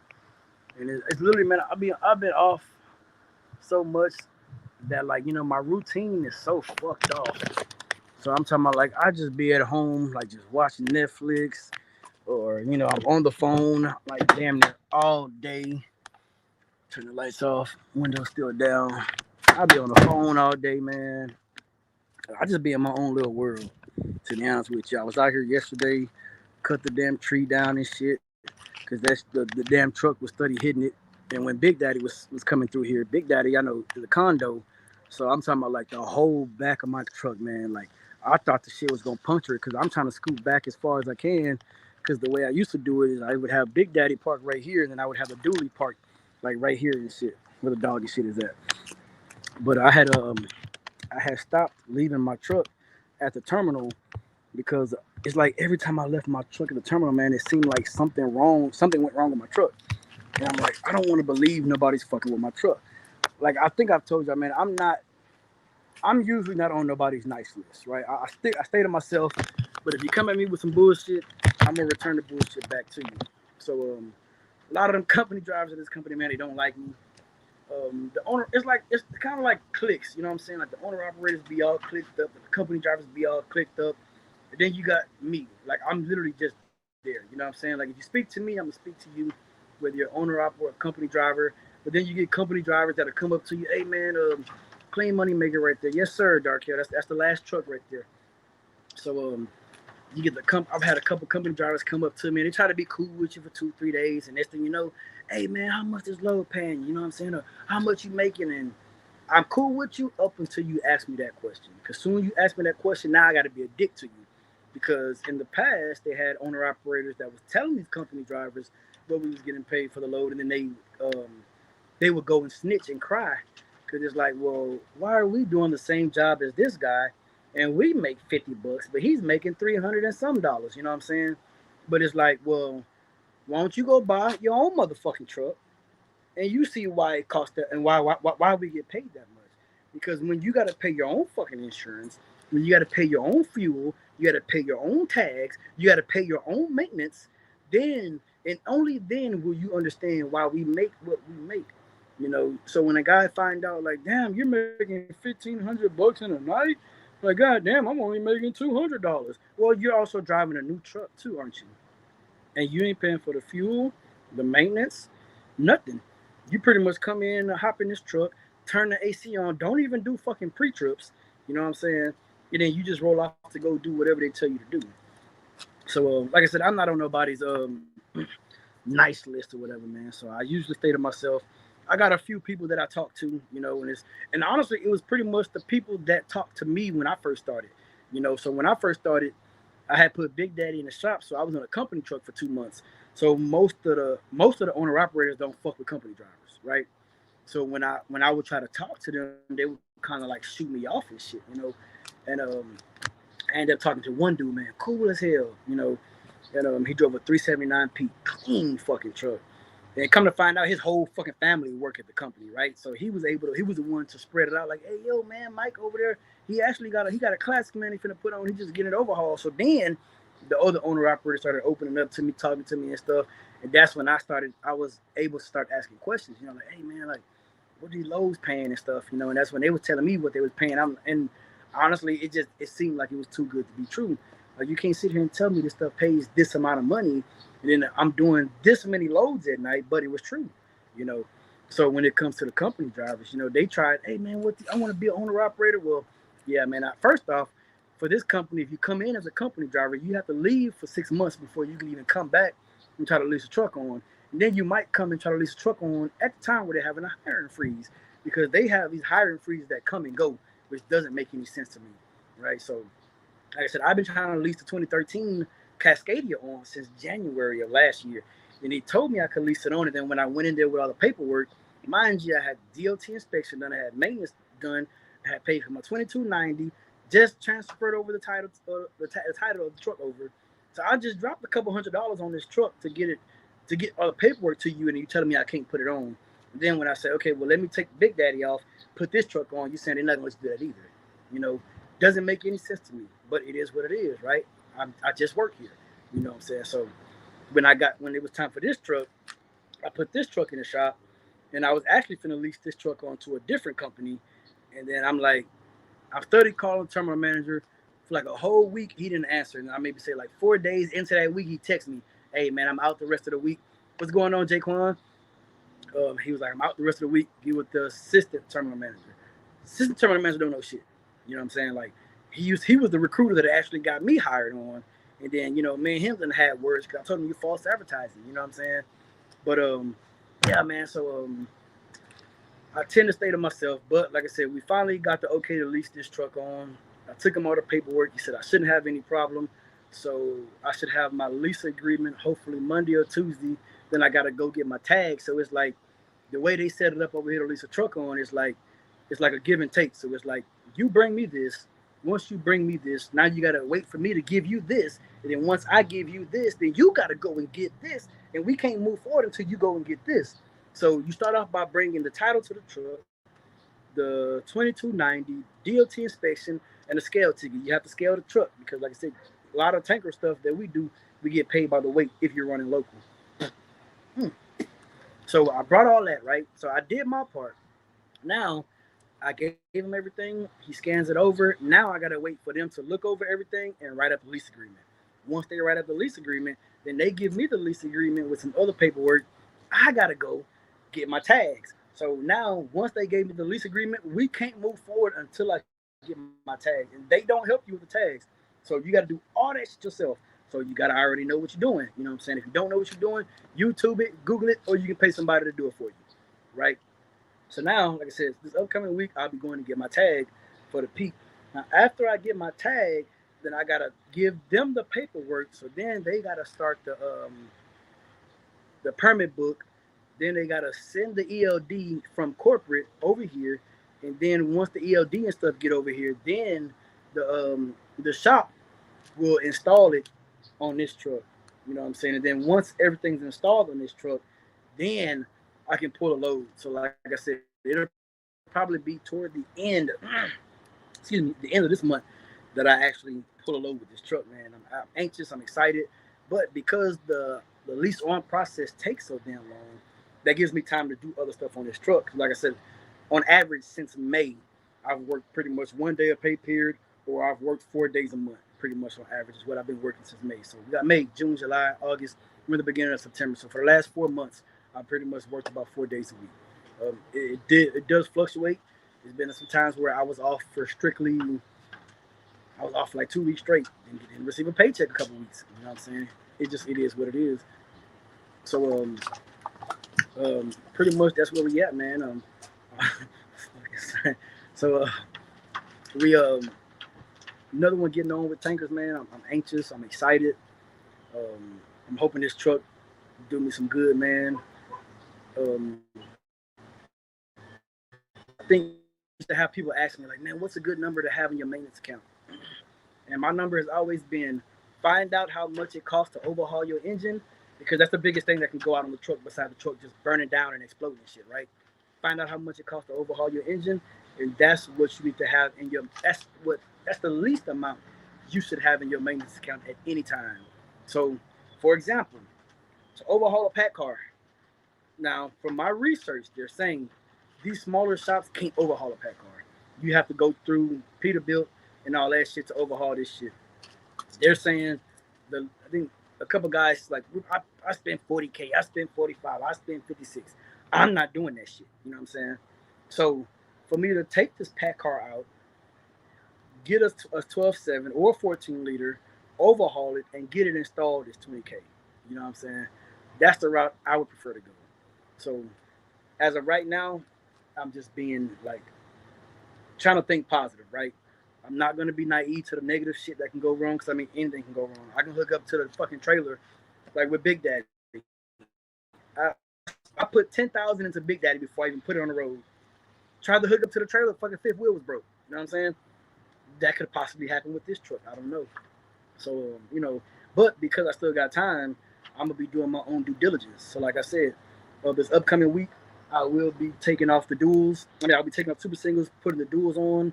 I will be getting the windshield resealed. Hopefully, they don't give me no issues with that shit, because I don't need to replace the windshield. The windshield has no cracks, no chips, no whatever's in it. So we'll be doing that as well. Like I said, I'll be getting the torsion bars, and I'm repeating myself for anybody that hasn't been here since the beginning or that's been in and out. So like I said, getting torsion bars, then brake pads and rotors. And then like the inside, I want to get the inside professionally detailed. I want to, after I get the windshield fixed, I want to get the carpets and stuff like, steamed, or whatever you do when you do all whatever you got to do to get that to where you could damn near eat off the damn floor. You know what I'm saying? That driver's seat.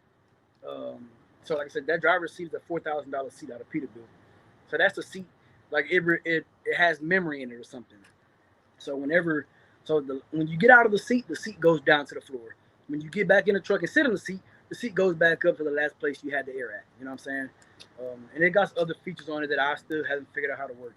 So I might be taking that seat out if my brother don't want that seat. If he wants it, then he gonna take it to get it reupholstered. If not, then I might take that seat out and drop a legacy seat in there because I just found a place out here in Beaumont that has the low back, low ride legacy seats. Right? Guess how much they want for them seats because that's a $1,400 seat. Just guess. $600. Yes, sir. So I called him up. I'm like, yo, I need 3 of them. He's like, man, I got one right now. I got a whole more shipment coming in 2 weeks. He said, what's your number? Gave him my number. He said, I give you a call. I said, when you give me the call, I'll be there. So yeah. So I had just took the legacy seat out of the 2016 Cascadia and put it in Big Daddy. So now Big Daddy has 2 legacy seats in it now. But it's a regular legacy seat. So my driver's seat is the red and black. The passenger seat is the all black. But I'm gonna get the 2 all black leather low back, low ride legacy seats in Big Daddy, and then we'll possibly put one in this truck because something funky with these damn Peterbilt seats, man. It's like once you adjust the back, like it didn't lock in place for me. So when I went and picked up my brother's truck, and like it takes a minute for me to get in a comfortable position because I usually drive with an extended shifter. So when the shifter's like the normal size, I have to sit lower to the floor. So I'm trying to get in a comfortable position, trying to raise the little seat all the way back to have a little gangster lean, and then like when you let it go, like the motherfuckers start just coming back. So now I'm fucking sitting there playing with it and stuff. So that happened in my brother's truck and this truck right here, man. So I'm just like, yeah, I don't want to deal with that. I mean, it hasn't done it since I haven't, moved the seat. But that's my thing right now, man. Just trying to find a comfortable spot to sit in the truck, and I mean, man, I'm happy, man. Like we just stand here and look at the damn truck, man. I said 2014, 579. I drove it with 750 miles, I believe. And the way we did it, man, when I went and picked this truck up was so fucking smooth. We drove it down to New Orleans to go visit my niece. You know what I'm saying? And then from there, came home. Like we was just, I mean, shit, it was like we was on a vacation, like with shit. And then we was gonna stop and go visit my grandmother, but y'all don't know the story behind that. I don't really fuck with my grandmother like that. So, I'm like, yeah, not going over there, not in my shit. You know what I'm saying? So, excuse me. Yeah, man, I'm pretty excited. I haven't been able to sleep the last few nights just because I've been trying to get another truck on with this company since January of 2023. And then now it's finally happening fucking September of 2024. So that's fucking a year. That's over a year and a half that I've been trying to get another truck on. And when things are good over here, man, this is running local. You can make 5 figures like it ain't shit. You know what I'm saying? That's local. So just imagine if you got 2 trucks making 5 figures, you paying a driver, man, I can't even explain it, man. I would love to go into details with y'all, but shit happens. So like I said, and the crazy thing is, the reason work slows down for me is because they hire more company drivers, right? Now, mind you, I was in that company truck for 2 months. You don't make shit in that company truck. For what you have to do and the amount of money you get paid, it is not worth it unless you're doing 7 loads a day, 6 days a week as a company driver, and like, mind you, you're on Texas log, so you're only taking an 8-hour break, and then you're back up trying to get it in, and like you're on a mission to make money. Mind you, it's W-2, it's not a 1099, so like that's the only way it would make sense. But the regular driver is coming in working a 5-2, 5-3, so that means one check you're gonna have 5 days, one check you're gonna have 4 days, or some weird shit is off, right? But they're averaging $50 a load, 5 loads a night. That's $250. So if you work 5 days, you only made $1,000. You know what I'm saying? You have to have your hazmat, you have to have your twit card, you have to have your tanker's endorsement, and you have to shave your face. You know what I'm saying? And then you can't just be like just out of shape because you're in and out of that truck all night. Like when I first started hauling tankers, I was 230 pounds. Like y'all could see the fat in my neck when I shaved. Like I didn't even know I had all that under there. But my last video I made, people were saying like, "Oh, I look a lot really skinny." The job is is very labor intensive, man. Like it really is. Like you spend more time outside the truck than you actually do inside driving the damn truck. And then if you work the plant that I work, shit on average you doing 8 loads a night. So you're constantly in and out. So even when you're in the truck and the AC's blowing, you ain't in the truck long enough to get cool to where you're sweating the whole night. So that's been my thing to where I lost a lot of weight. Like, I don't think I can set this up to where it don't fall. But yeah, man, I lost a lot of weight. If y'all can tell, y'all can see me, I lost a lot of weight, man. I think I'm down to like I think when I weigh myself, I'm at 190 something pounds now.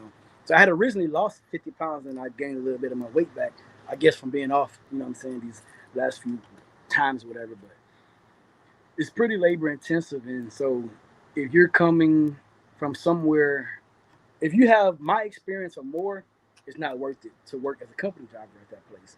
But if you're on a rock and you live in the area and you don't have like a lot of crazy expenses, like, you know, like it was a dude, he been there longer than me. Dude had just bought his fourth truck from Freightliner, right? Just bought his fourth truck from Freightliner. Then he got a brand new fucking F-350 lifted. I want to say he was sitting on 24s or 26s. Big old, I'm talking about, this fucking truck is sexy, man. And I went and talked to him. I'm like, yo, what the hell is you doing to get these trucks put on? Because I've been trying for the last, you know what I'm saying, over a year and a half. He done put 2 trucks on in the past year. And he's not buying cash trucks. He's getting finance trucks from the actual freight line. You know what I'm saying? Like, he going up in there like, yo, I want this one. They like, how many you want? You know what I'm saying? So he was able to get another truck on. And then recently, he got hit. So apparently a train bumped him. So my understanding was he stopped at the train track and the guy flashed a flashlight in his face. So he was thinking the flashlight was for them telling him off the train track. He usually come in like at 2 o'clock in the morning. So it happened between 2 o'clock before the sun rose, right? So he crosses the train track, but I'm assuming he didn't fully cross the track. So he crossed the train track. He gets out of the truck, and mind you, this is hearsay. He crossed the train track, get out the truck. He goes to confront the guy that flashed the flashlight in his face. The train hits his damn trailer. So he ends up getting let go, man. I'm like, damn. Now in my head, I'm like, this dude just bought another truck. Mind you, all his trucks look exactly alike. Well, 3 of his trucks look exactly alike because his first truck is an old KLLM truck. So it's that Freightliner that got that peachy, whatever color that is. You know what I'm saying? And it's stick shift, but it was a condo. Then after that, he got 3 mid-roof Freightliner Cascadias. And these are like the new body styles and shit. Clean trucks, I ain't gonna lie to you, real clean. Yeah, he decks them out, man. Put lights on them. He get the mirrors with the lights on them. Trucks look clean. And I sit here thinking about the type of stuff, man. Like, what happens if I get in an incident so bad to where they have to terminate my lease, and then I got to remove, you know what I'm saying? Because mind you, when they terminate your lease, they're not terminating just you. They're terminating, like this company, you are an actual business, so they're terminating your business. So I can get over here and have 5 trucks.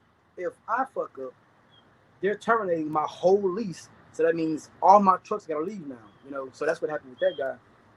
He got in an incident with a train.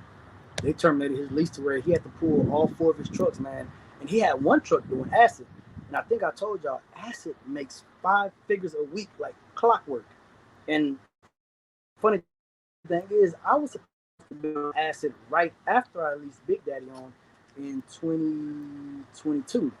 So I got Big Daddy on in November of 22.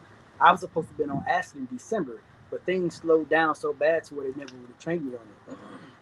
So he was raking in money, man. And he was like, I call it the golden child. You know what I'm saying? Like, he was that guy that he always got to work, extra loads, mostly customer loads. And the customer loads, they pay damn good. You know, customer load, I think some of my customer loads used to pay $500.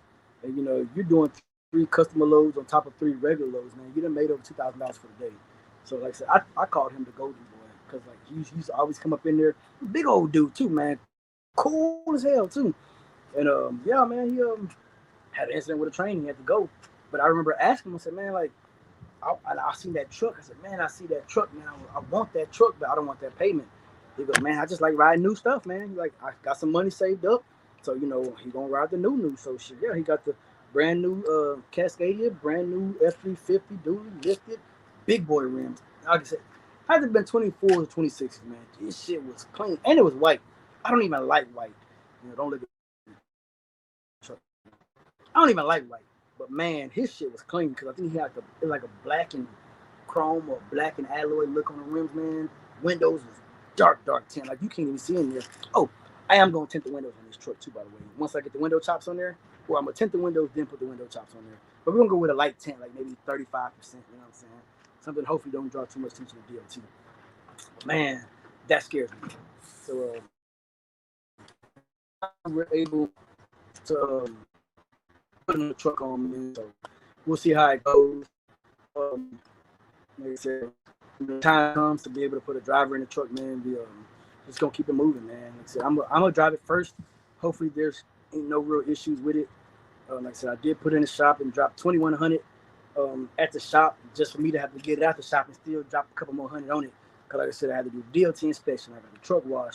I replaced that excuse me, the ABS valve. I replaced quick connects. I got to replace another airline. I got to replace the torsion bars. I got to do brakes. You know what I'm saying? I'm changing out the super singles to duals. So, you know, you can go to a dealership and get you a truck. You know what I'm saying? Where it's Arrow. I don't know where else everybody get trucks from besides Arrow or Long Mountain. Excuse me. I mean, you can go there and this truck right here. They probably sell you this truck for 40K, maybe 45K. You know, the year and the amount of miles on it, but everything will be fixed, right? But I buy the truck at the price I got it for, and I can throw a couple thousand into it. It's still more than half of the saving, you know what I'm saying? And then I don't have to worry about nobody coming and taking this truck from under me, you know what I'm saying? You go work for a company, you ain't making no money. You at a point to where it's like, fuck, I either got to move companies so I can make some money so I don't lose my truck, or you got to start talking crazy to people like, yo, I need some loads, I need whatever, you know, so that's pretty much my whole thing, man. When it comes to owning my trucks, I just want to own them, man. I want ownership. Then I do it how I want to do it. I move how I want to move. So I'm anxious, man, to get this truck pulling the load. I've never really liked the damn wind tunnel being off, but it's growing on me now. You know what I'm saying? It's steady growing on me. Like you know, trucking with Tay got a red one like this, and I don't know. I just felt like that red one with the wind tunnel off was funny, but maybe because I had the wind tunnel on mine, that I kind of was like, and it looks better with the wind tunnel. But I guess now I'm like, they don't look too bad. You know what I'm saying? Don't look too bad. And the funny thing is, man, when I was taking that shit off, so when I was taking the wind tunnel off, I got these trees right here, these branches right here, and like I was pushing it from the front, and it got stuck on the branch. So I'm like, all right, let me move the truck forward a little bit, so then I can come to the back because I watched trucking together, husband and wife team. Well, they got their own company together, and they really strict on saving the manuals. Um, he got a W9, she got a 379, and they both bought 579s. Man, why can't I find a woman on some shit like that? But anyways, they both bought one of these, and one of them had the wind tunnel, and I watched them take that wind tunnel off, and they took it off from the back. So I'm like, well, I'm gonna do what I saw in the video. So when I pushed to the back, I couldn't get it past the tree branches. So I'm like, all right, well, let me pull the truck forward a little bit. So, and I was gonna let it fall off the back, and hopefully it fall that way, like where I got it at right now, right? So I'm pulling forward, and all I heard was boom. So the motherfucker ended up falling off the damn roof, hit the side of my dually, and then it landed on the ground. So I was able to get out here and strong arm that shit, and I got it hanging on the fence over here.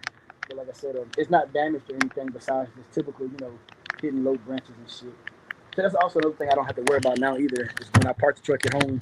But like I said, I don't leave Big Daddy terminal anymore because I just felt like every time I left that truck there, man, I'm off for 3, 4, 5, 6, 7 days or whatever. I come back, something's wrong. I got a flat tire. I got an airline cut. Like it was stupid shit, man. But it was obvious shit. You know what I'm saying? It was like, and like I said, and I didn't want to sit there and believe or think nobody was fucking with my truck. I did not want to believe that. You know what I'm saying? I'm still not going to believe it. So in order for me to not have to worry about that, I'm just gonna park the truck at home. So, but yeah, man, I'm happy, man. I'm anxious to get this truck on the road. Um, Crazy thing is, right? The first truck I drove besides the truck I trained in for Schneider, they were pack cars.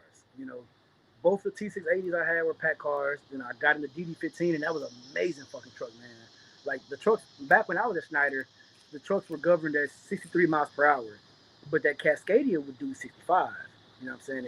But it just how it was set up and little shit. But I guess it was an old lease truck, so it was like an SFI truck. Somebody turned it in. Schneider bought it from SFI, whatever, and they let me have it. And I used to do crazy shit, man. I took like Schneider has like this train track along the side of the truck. I peeled that shit off. I can laugh about it, but I peeled that shit off, man. I didn't like the way it looked. So anytime anybody saw me in the Schneider, in that it was like a bluish black color. Like sometimes it looked blue, sometimes it looked black, but sometimes it also looked gray. So when people saw me, they thought I was a SFI driver because it didn't have the railroad tracks on there. So it still had the Schneider on the little battery box, not on the back, the little side door, whatever, like this right here. But it also had the Schneider on the door, but it didn't have the train track. That's how you were able to identify a SFI truck and a company truck. But yeah, man. So yeah, both of my T680s at Schneider were pack cars, and then when I went to Trans Am for that month stint, that's what I felt like I was in prison, man. But in Trans Am for that month, that T680 also had a pack car, man. So was never really a fan of them company trucks, man, that had the pack cars in them because it's like they took all the juice out of them trucks, man. Like them trucks wouldn't pull shit, and I think it had something to do with that government speed.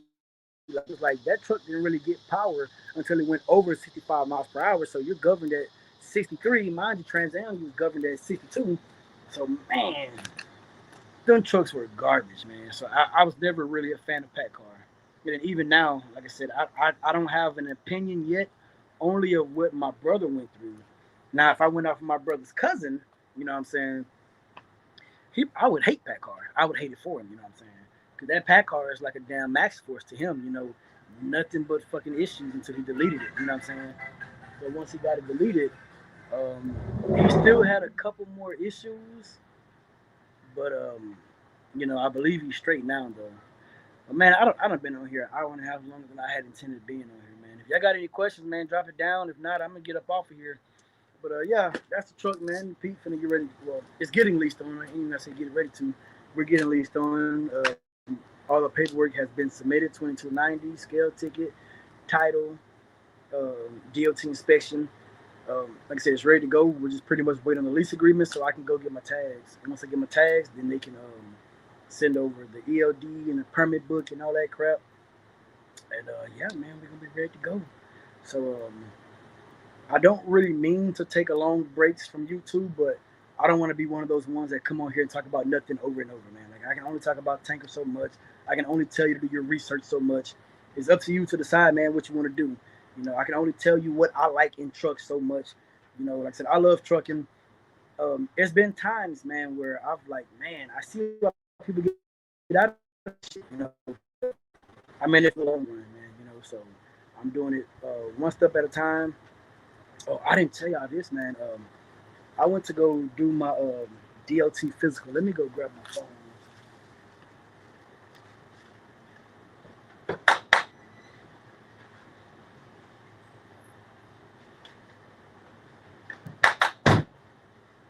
I went to go do my DOT physical, right? And my blood pressure was high. And it's not funny, but I can laugh about it now because it actually stressed me out. So I've been taking this stuff that helps with blood pressure, right? And I've been trying to lower my blood pressure naturally. And so what I did was the first day I went up there, my blood pressure was like in the 160s, right? Now, mind you, 2 years ago, I went to the same place and the exact same thing happened. My blood pressure was in the 160s, and like maybe like 30 minutes, it had calmed down to like 130s and stuff. Because DOT don't want your blood pressure no higher than 140. That's the limit right there. Yeah, you're over 140, you got high blood pressure. So I remember the first time I went to Nova. Nova gave me a 3-month medical card saying, you know, my blood pressure too high. She's like, you're African American male, you're about to be 30, you got high blood pressure. You need to go see a physician, get on blood pressure medicine.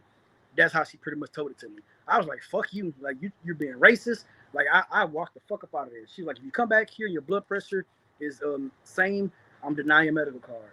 I'm like, all right, whatever. So when I got on with this company and they sent me to do a DOT physical, like I said, did my stuff. It's like, hey, down. Um, they're study trying to say, man, you got high blood pressure. You got high blood pressure. I'm like, no. I just get very anxious and antsy when I get here. You know what I'm saying? Because every time I come here, y'all trying to tell me something wrong with me. Y'all always telling me I'm either pregnant or that I got high blood pressure, and I don't got neither. You know. So I'm like, I went home. I drank some beet juice. I drank some water, and I'm just chilling, right? Just chilling. I'll probably say 2 hours passed by. I check my blood pressure. It's back normal, 120s. You know what I'm saying? 118, 115. Like that's usually where my blood pressure's at. So I'm like, I don't know how to fix this shit.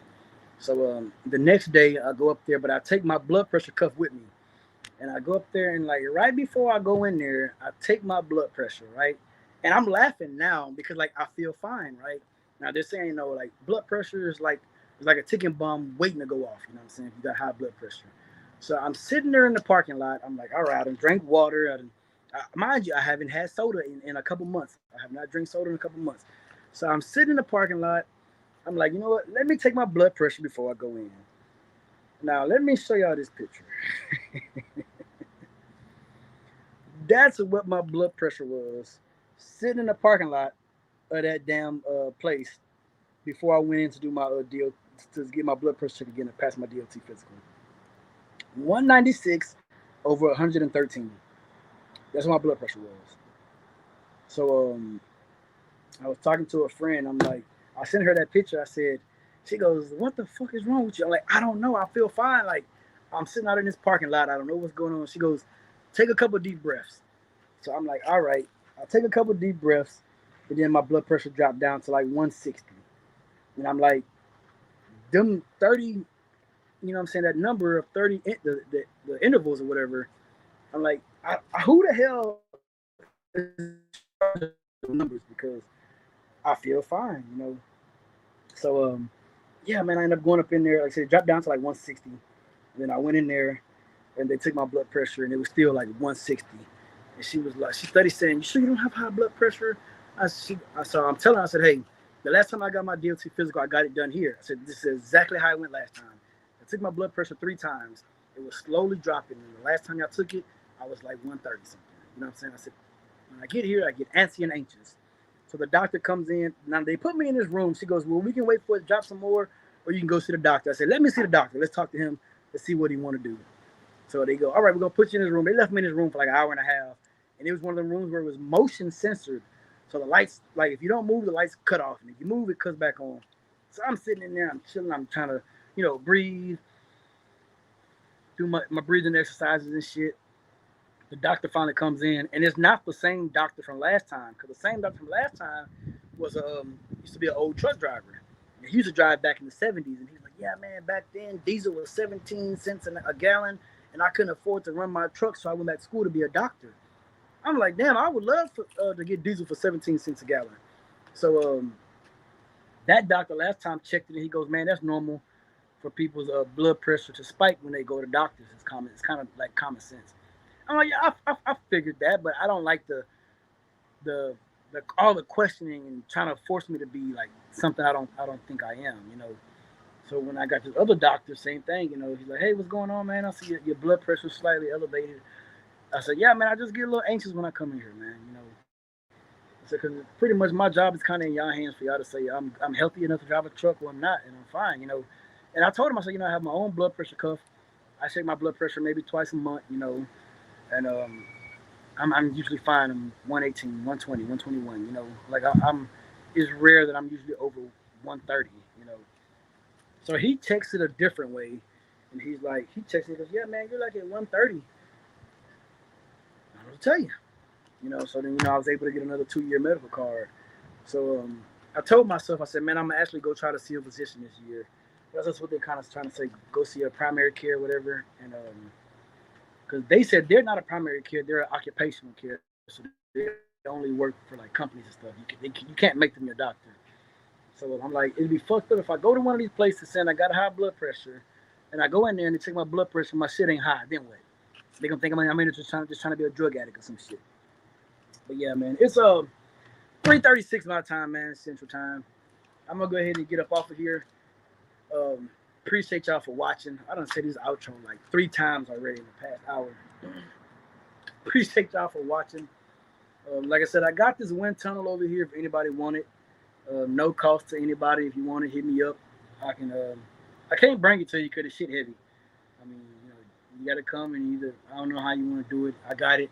I also got 3 load locks with the bottom part that it sits in and the middle part that locks around it so it don't fall off. I got 3 load locks. If anybody want them, let me know. I got them here. Once again, no charge to anybody. Um, I'm gonna get up off of here, man. I appreciate you guys for stopping through. Actually felt good to just start the YouTube up, man, and vent, you know what I'm saying? Interact with some of you guys. Like I said, I pretty much noticed everybody's name in the comments, so that's actually pretty cool. I don't think I've seen Justice's name before, but everybody else, I've seen y'all come through. So I know, y'all are real ones, man. I appreciate you guys that come through. Matthew Fields, I don't think I've seen him before, but everybody else, y'all already know what it is. Like I said, I'm still around, man. I really just don't get on YouTube that much, and it's no real reason why. I just don't, man. Like, I guess I got a lot of free time now, so it's like I'm just home with the kids, man. I've been having a lot of free time spending home with the kids, so that's pretty much where I'm at. On the nights that I do work, I'm typically on the phone all night. And then when I'm at home, I'm at home on the phone. Y'all know how it is, You got 2 phones and shit, man. So that's pretty much where we at. Like I said, truck finally get released on, man. Just imagine you buy a truck to put to work, and it literally takes you. We're in the 9th month now, so it takes you 10 months to get a fucking truck released on. Man, that is crazy, man. That is crazy. But yeah, I'm excited, man. I'm anxious. I don't know if y'all can tell or not. I'm repeating myself now. It's about to go down. It's about to go down. So yeah, man. Any questions or concerns, drop it in the comment section. If you want to get at me, email me, truckingwiththebigdaddy@gmail.com. If you do email me, if you don't see the picture that's on my YouTube, then you ain't got the right email. Trucking, TRUCKIN with WITG, Big Daddy, BIGDADDY. Just like the YouTube name is. That's how you get in contact with me if you want to get in contact with me. If you have my number and haven't spoken to me within a year, I no longer have that number anymore. So if you try to reach out to me, I don't give out my number anymore, man. Things happen. Do not give out my number anymore. If you want to get at me, shoot me an email. I doubt you're at the company that I'm at, but if you happen to be at the company that I'm at, you want to get at me, I can shoot you my number. Other than that, man, y'all stay safe. Stay blessed. Keep it between the mustard and mayo, man. Don't be out here acting a fool. Do your research. Do your research. Do your fucking research, man. Whether it be on the company you're trying to go to, do your research on whatever truck you're trying to be. If you want to be an owner-operator, man, do your research. Please do your research. Because if you get out here and you fail, it's nobody's fault but your own. All right? So, other than that, man, we out. I appreciate you guys for stopping by. Like I said, that's the truck right there. We're getting released on finally. 2014 Peterbilt 579. I did buy this truck from my auction. If you're hanging around, pay $12,000 for that truck. Yep. Pretty clean truck too. But if you want to buy it from me, man, bring me 25,000 while you can have it, motherfucker. You feel me? You want to come haul tankers and do a lease purchase on it? Come holler at me. I'll let you have it. You know what I'm saying? I really want a 379. That's really what I want. Told myself I was gonna buy a hood piece and ended up with this plastic shit. But I mean, hey, it looks pretty good. Once we get the duals on there, I'm actually gonna go talk with a guy to see if I can get this 5th wheel raised up. So either I'm gonna raise the 5th wheel or I'm gonna replace it with the raised 5th wheel. So if we get the 5th wheel raised up, I'm gonna get the duals on there. We're gonna get the white gangster humps and the white T-bar on the back, just for shits and giggles to see how it looks. You know what I'm saying? Because this ain't gonna be no show truck. At least for me, it ain't.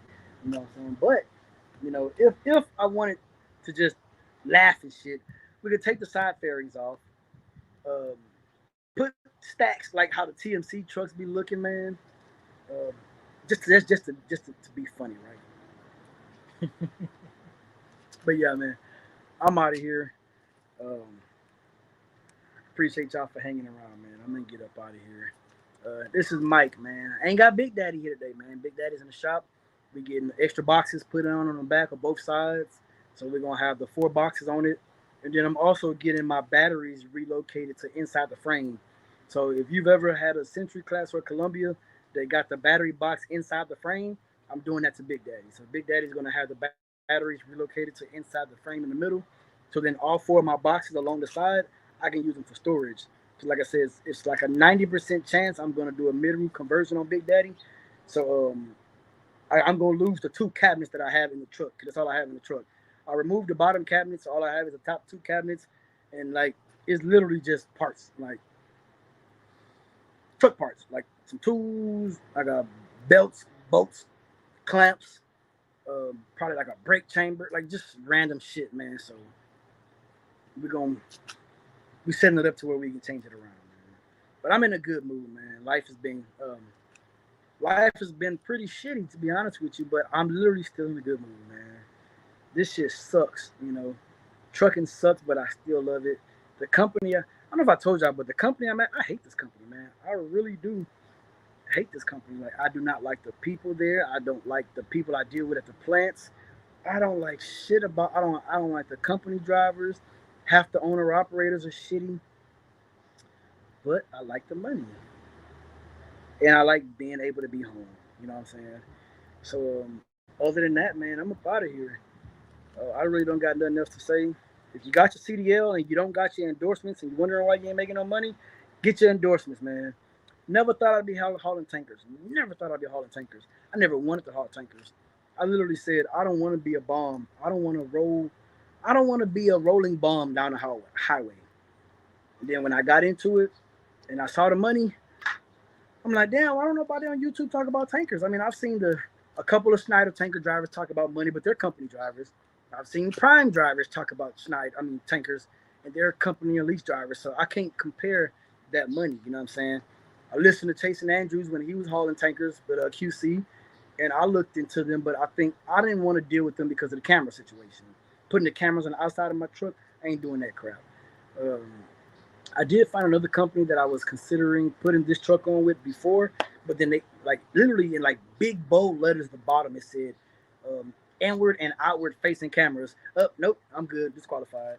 You know what I'm saying? Because I don't know if I told y'all, but my when I had my day cab leased on to a company, the driver actually got the lease terminated because the camera picked him up um, having his phone in his hand, and the thing was he wasn't even looking at the phone, if I'm not mistaken. It was the camera. The phone was in his hand, and they had a strict like you can't even. They don't want you touching the phone while you're in the truck or while the truck is moving or something. So I think he had the phone in his hand. He was driving and shifting, and the camera picked it up, and they terminated the lease that same day. So yeah, no driver facing cameras. Granted, I get it. It could be a benefit for checking to see what drivers doing and making sure they are all right, but my opinion, that driver facing camera isn't there to save the driver. It's there to save the company, to place blame on you, the owner operator, if anything happens. So yeah, will not do driver facing cameras. Don't ever want to do it. Don't want to hear it. The company I'm at now, like I said, I've been here 2 years. If they say, mind you, I don't want to ever leave this company. If they say we're putting driver facing cameras in a company, I'm pulling my trucks away from the company. No driver facing cameras, unless they don't have a problem with us covering it up. Now, I want to say it was a company that had driver facing cameras, but they told the drivers they could cover the cameras up. That's fine. You know what I'm saying? But if I have to have driver facing camera and you have to watch me in a critical event or whatever, not doing it. So yeah, man, that's pretty much what we got going on with the truck. That's pretty much what I've experienced over the last 2-3 years now. Because I think I bought my second truck. It was quick too, because I was with AFC. So I bought my second truck. I bought Big Daddy in November of 2020. Then I bought the day cab. What, May or June? Maybe before that. It had to have been earlier than that. March, like March or April of 2022. And ever since then, man, it's just pretty much been a learning curve. I learned a lot of shit. I done made a lot of good choices. I've made a lot of fuck ups. You know what I'm saying? And usually when I make a fuck up, I make it a couple times to make sure that I actually fucked up. You know what I'm saying? So, but you know, you live and you learn. Um, Best thing I've ever did, if you ask me, was pay cash for my trucks. Like I said, a cash truck don't have to be an old Century Class or Columbia, old classic. Um, that Peterbilt 579 is a cash truck. You know what I'm saying? My brother's Peterbilt is a cash truck. His cousin's Peterbilt is a cash truck. You know what I'm saying? Big Daddy's a cash truck. My 2016 Cascade is a cash truck. So when I say cash truck, meaning something that's yours that nobody can come and take from you if you don't make payments on it. That's what I mean by cash truck. You can go buy a 2022, pay cash for it. It's a cash truck. You know what I'm saying? People not gonna look at you. People look at this truck, they don't think like, oh man, that truck is probably paid for. Not it, they probably wondering like, man, how much the notice on that thing? It's a cash truck. It's paid for. You know what I'm saying? I actually had a driver question me about Big Daddy a while back. How much are notes is on that truck? So do you know how old this truck is? Ain't no fucking notes on this truck, man. It's a '99. But yeah, man, that's pretty much it. I don't got nothing else for y'all, man. If y'all want to drop some comments, go ahead. If not, this shit, we're gonna shut it down. It's already 3:48. Yeah. But yeah, I said I got the wind tunnel if anybody want it. I got load locks if anybody want it. This truck will be pulling its first load hopefully the end of this month. Anybody local to my area, Beaumont, Houston, you want to drive this motherfucker, hit me up. You know what I'm saying? I don't really care for this truck, to be honest with you. I mean, I really want to be in Big Daddy. That's what, but you know, when I'm not working. I just try to think of ways to make the truck look a little different. You know, I try to stand out. So if we do get the mid roof conversion done to it, I'm getting the mid roof conversion done, going straight to a chrome shop and get my 8-inch stacks, man. That's really what I want in that truck. Yeah, but I really want to be taking Big Daddy to some truck shows. That's really what I want to do. I want to take Big Daddy and the FLD and the flat top to truck shows. So yeah, and then I want to be able to go to like the car shows and stuff, like the Rick Ross car show and shit. So you know, I wanna. I've been doing stuff to the bike, and I haven't been posting about it, and I want to, but I just haven't. But I would love to take the Benz, the bike, and then I'm trying to get like a black convertible car. I don't know what it would be. Either it's gonna be the BMW or it's either gonna be the BMW 650, that Jag that I think who got the Jag? I think K Jose got the Jag. They actually found one, but they wanted like 22,000 for that motherfucker. I'm like, yeah, we ain't doing that. But I was gonna put a body kit on the Benz, get the what they call it, something daddy kit for the Harley, and then try to, like I said, get a convertible and like just pretty much. I just really want the shit to be nice and clean, like not overdone. You know what I'm saying? And then we'll load that bitch up on a 3-car hauler trailer, hook to the FLD, and roll out to some car shows and stuff, man. Same thing with Big Daddy and the FLD. I want them to be cleaned up to where we can go to some truck shows and stuff.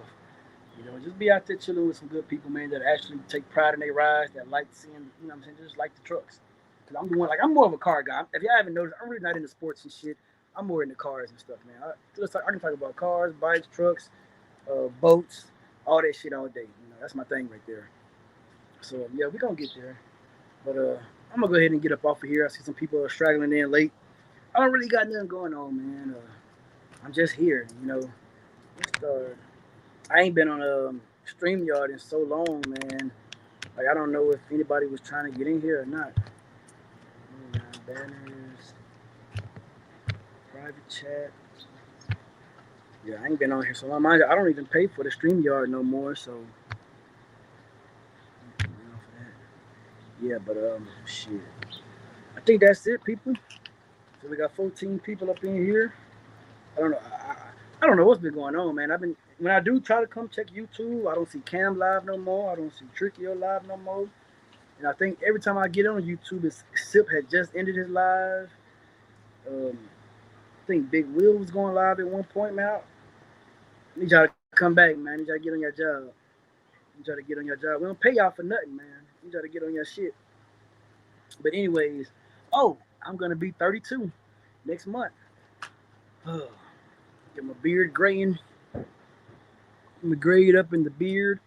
The whole top of my head right here is gray, like all going back. actually have people thinking I dyed my hair like that, man. But yeah, we're getting old out here, man. We're getting old. But anyways, man, I appreciate y'all rocking with me, man.